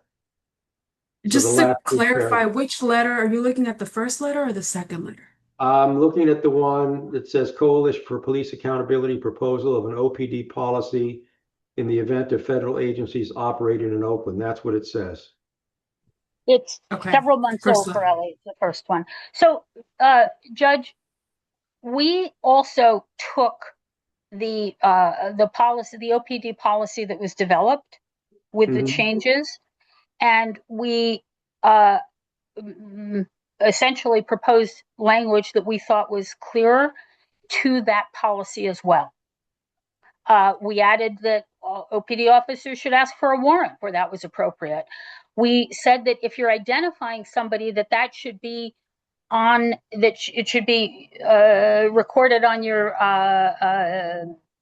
body-worn camera. There's a lot, and tried to deal with some of what we found to be vague, or that it would be confusing for community members to read, or it might be confusing for an officer. So we actually developed policy language that addressed some of the concerns that we had in OPD's revised proposal. And that's in the second letter, which is where I think we should focus our attention, which has specific language and new sections that could address a lot of what we've talked about. Okay, well, I'm dealing with the letter that I have in front of me. That's what I have. Here's in the chat, the link to the second letter and the first letter are there. I'm gonna post the second letter again, so it's right at your fingertips. Okay. Come on. A second. There we go. Okay, it's there. You can. That's the one that says comments and notes. Yeah, let's see if when you click. Yes. Comments and notes. That one. Mm-hmm. Called, I think, community policy proposal.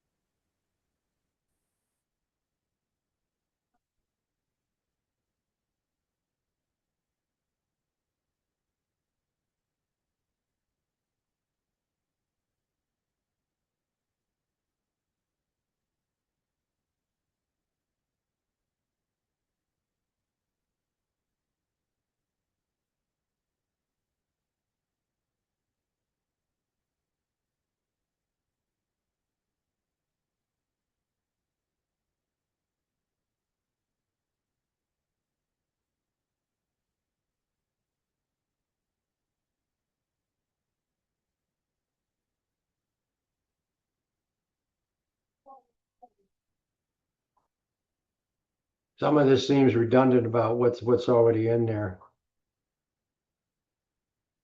Okay, are you talking number 3?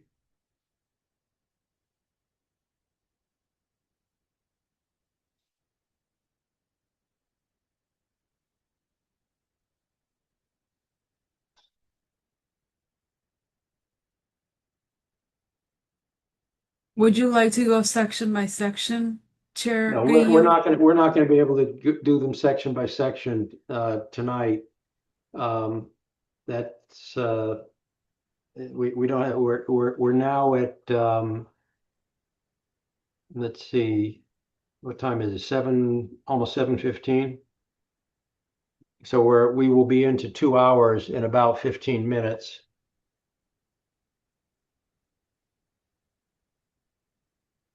What are you hoping we achieve at the end of this call? Well, I was hoping that we would have discussed the policy that was cobbled together by Natasha and Deputy Chief Asmus, and perhaps consider some tweaks. I have to say that I was a little bit surprised, given the number of things that were incorporated in that policy, which were raised at the last ad hoc by the community. I was somewhat surprised that there were a lot more things now being raised, so it has the feeling of a moving target. But the best I could hope for today would be to move the policy that we have to the commission for public airing, and perhaps to make a couple of more recommendations regarding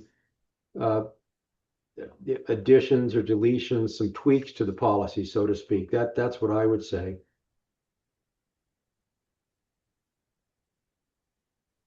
Okay. I'm very sorry, Judge, that you feel that this is a moving target. Most of these are issues that we have raised repeatedly. And I'm sorry also for any redundancies in the draft. We were talking to many community members over the weekend and trying to get it so that it could be part of the agenda.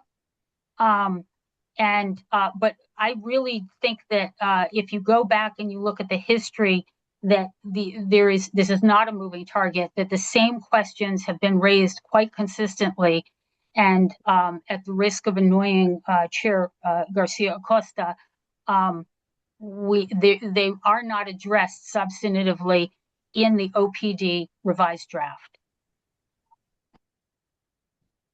Well, you've got, I'm trying to see how many pages this is. Okay, I'm gonna have a rule for everybody that presents anything, a pox on both your houses, no page numbers. Okay, let's start doing that. Let's see, I got 1, 2, 3, 4, 5, 6. 10. How many? I'll add the page numbers. 10 pages. Yeah, that's what I'm coming up with. All right, well, let's go back to the other one. Let's see.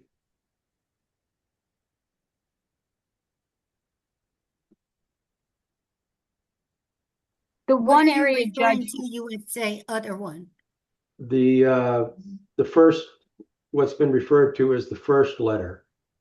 CPA's first letter. from 6 months ago, Millie. One of the areas, Judge, where I think that you're feeling that there have been changes in terms of what it is the community is talking about, that definitely did happen, is that Denver's language was not out at the time that we first started raising it, and that first summary happened.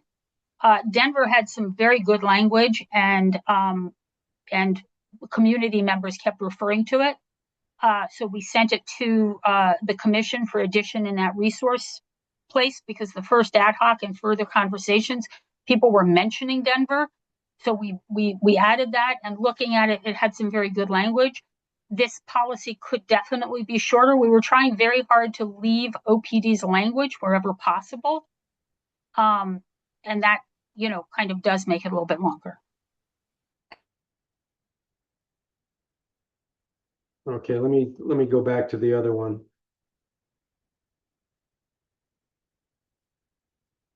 Okay, I guess,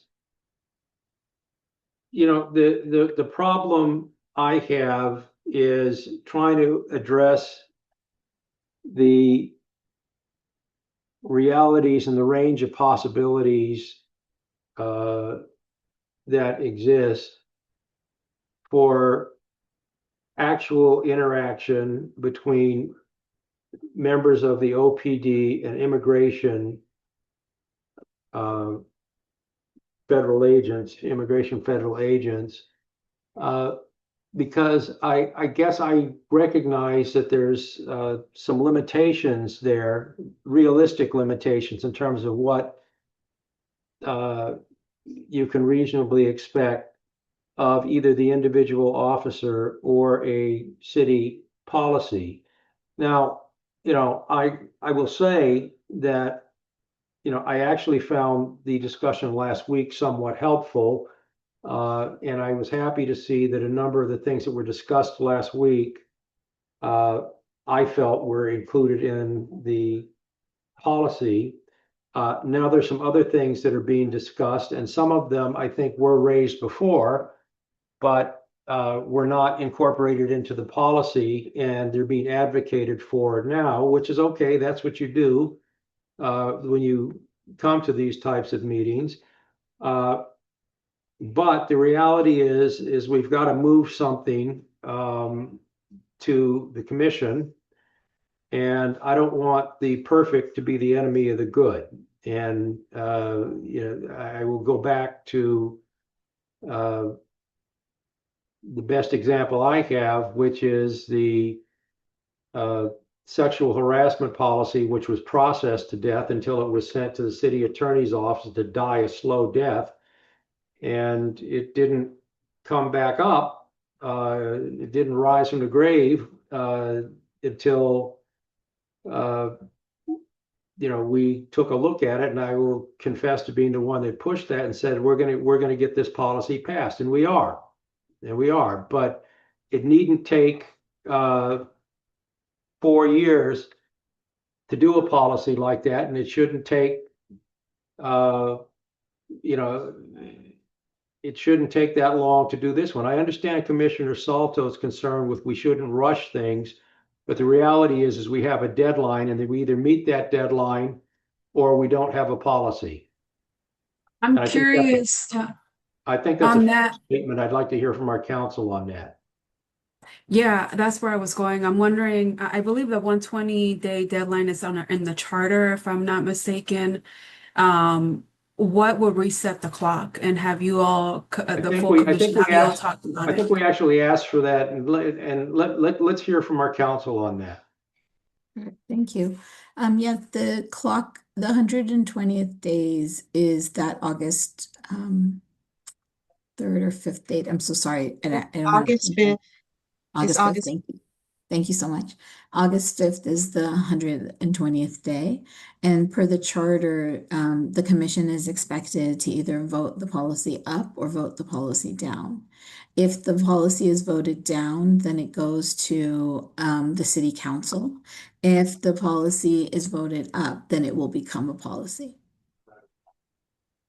I think it still goes to council. Yeah, that there's a difference between it going to council where we haven't acted, and a difference between us sending something to the council where we say, this is the policy we think you should consider. I mean, there's still going to be some jousting that happens at the council, no doubt. But to the extent we have a well thought out policy that's a result of input from all the stakeholders, I think the potential for the city council to adopt what we have put together is much higher. Agree. And I used to work in the city council, so I understand how those things work. The more that we can show that we had community engagement, that we had community feedback, the closer we can get to this actually being policy. And I know those things take time. They may also be a little painful if we disagree. I think the commission should not vote on this policy, but we should spend just a little bit more time. And I know schedules are also an issue here, but really to do this right. Oakland deserves that we do this right. Oakland is a town that is about community engagement. And I think we have an opportunity to model what the policy should be for other departments. So I'm not supportive of passing this to the commission. My comment, Commissioner Salto, is Oakland has a storied tradition of letting the perfect be the enemy of the good. And what we need to do here is focus on the good. There are a lot of elements that are in this policy that did get included in the policy because the community raised them. And I think there's some more that can go in there. There are some community concerns that can go in there.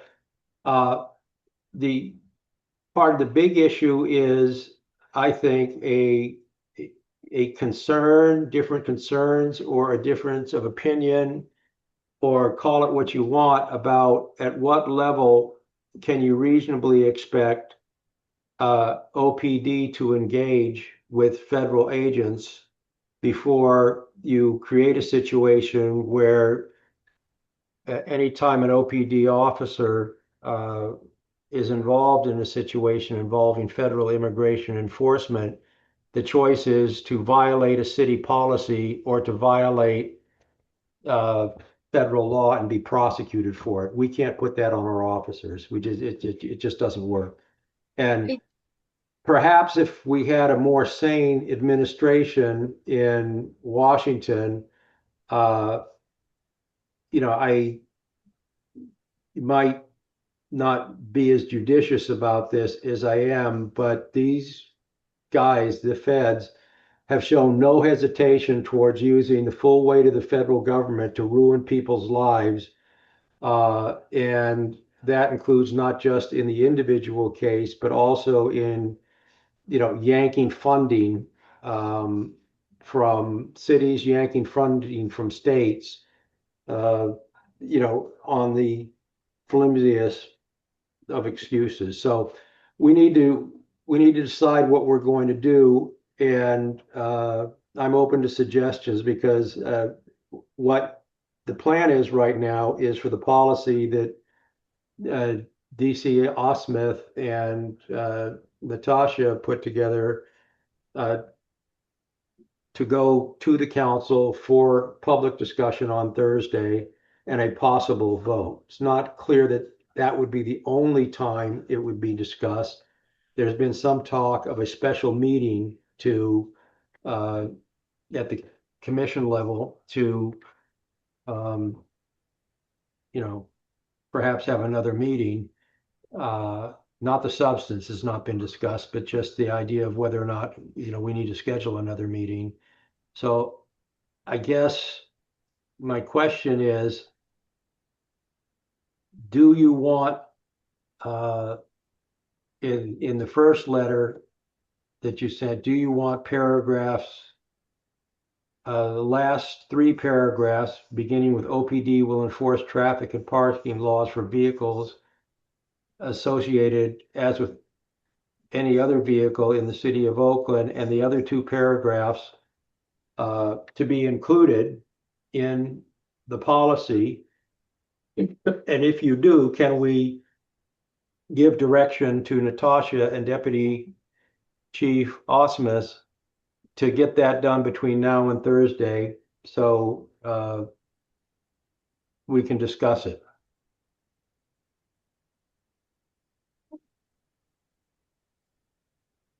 Any comments? Yes, I'm in support of that. You're in support of that? Judge, Good. Ms. Judge, James? Yes. so just a couple of things.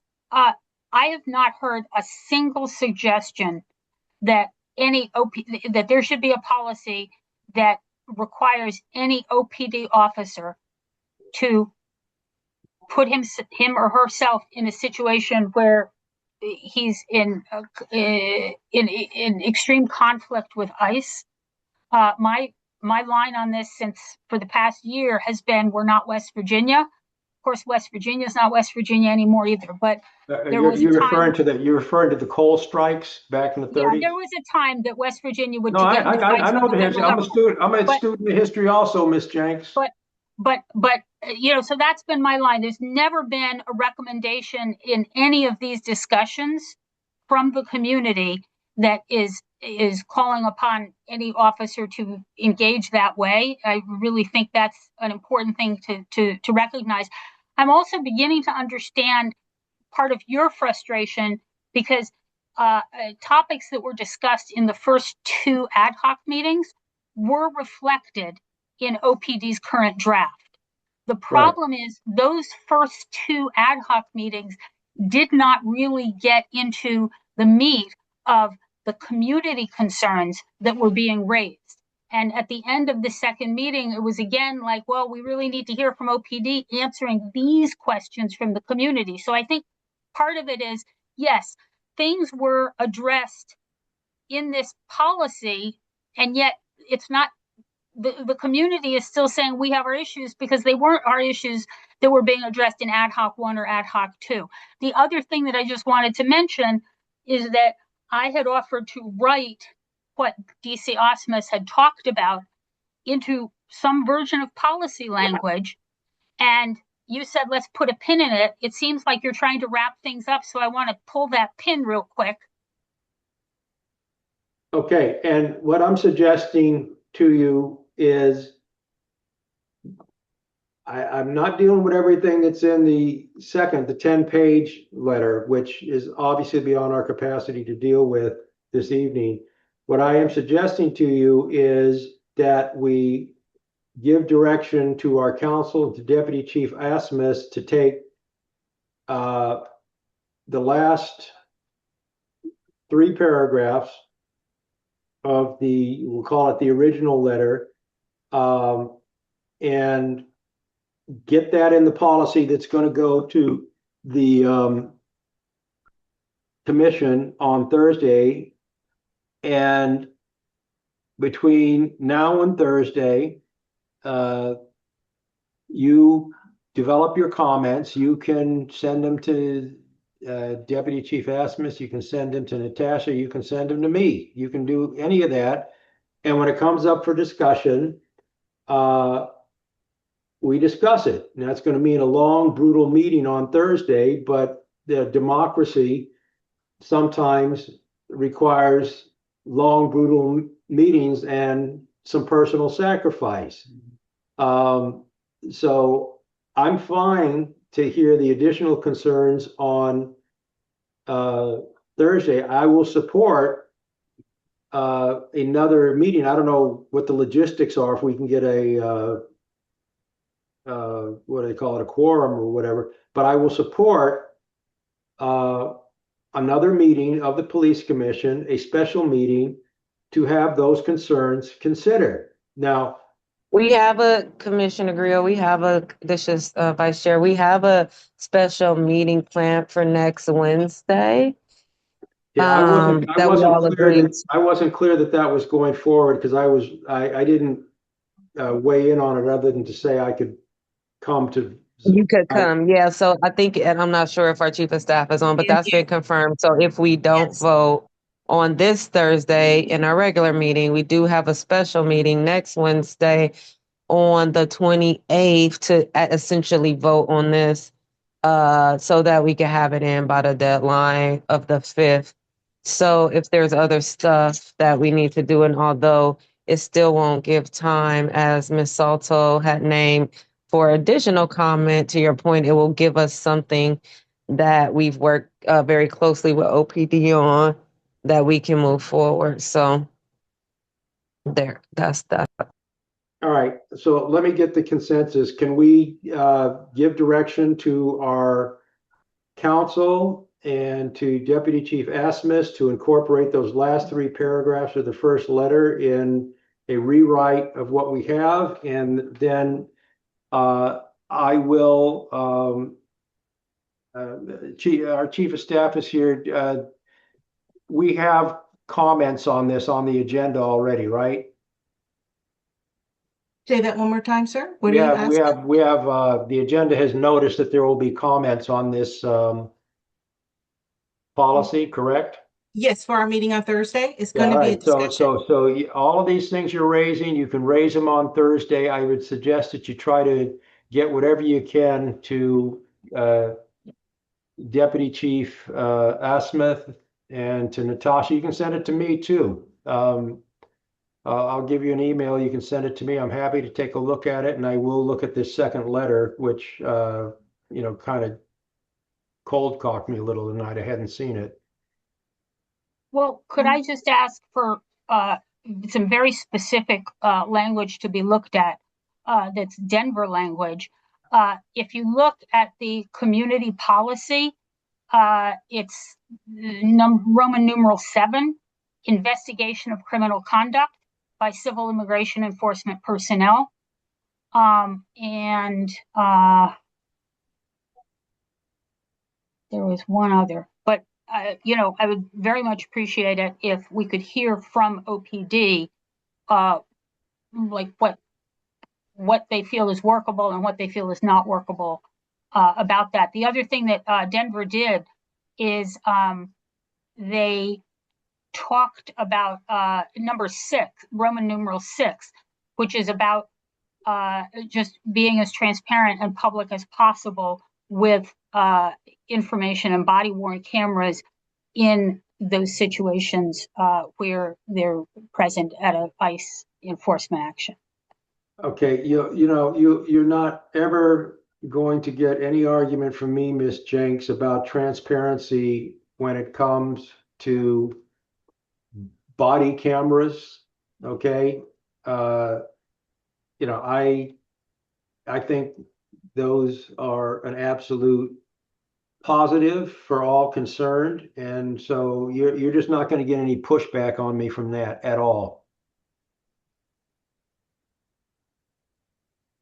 So what do we want to do, folks? We've got to wrap this up. Can we all agree that Natasha and Deputy Chief Osmuth can do a few more tweaks, and Ms. Jenks, I will publicly support I won't be there to vote, but I will publicly support you being able to put your comments in the record. And we have another meeting scheduled for next Wednesday, and it sounds to me like, uh, again, we're not getting everything in this that you want. We're not going to get everything in it that you want. We're Not yet. not, well, I mean, that remains to be seen. But it's certainly not front loaded at this time, but you will have a right to a full airing of it on Thursday, and if necessary, the week after the And Wednesday. I have a quick question because I know it was mentioned, and sorry if I can't see the hands, if there's hands up, but uh, Commissioner Grill, I know you mentioned that, the time in between, and there was some question about a work group, and I'm not sure if commissioners need to be there, but or Natasha, if you need to chime in, and Ms. Jenks, is that still, or Millie, like something that is you all think is necessary, or folks on this call think is necessary? And Natasha, I'd imagine that a commissioner doesn't necessarily need to be on the work group as long as we know that it's happening, but I could be wrong. I don't know that much. Those direct discussions have been very valuable in prior policy work. And I think that the judge might be surprised at how well CPA members work with OPD policy folk. I was a judge for 20 years, Ms. Jenks. Nothing surprises me ever. Okay. So I'm just naming that before we hang up. I don't know if we need to authorize a work group if folks want to get together in our absence, but just naming that here and what we, folks can do. I'm not sure that I want to authorize one officially. If people want to get together, there's no problem with that. Okay. But I'll defer to the group's wishes. I have a question. I've had my hand raised for some time Yeah, now. I'm sorry, Commissioner. Go ahead. No problem. I have a question for OPD. Have you all connected with the mayor's Protect the Town Task Force, either the mayor or the city administrator's office? In what aspect, though? Yes, but in what aspect are you looking for? Sorry.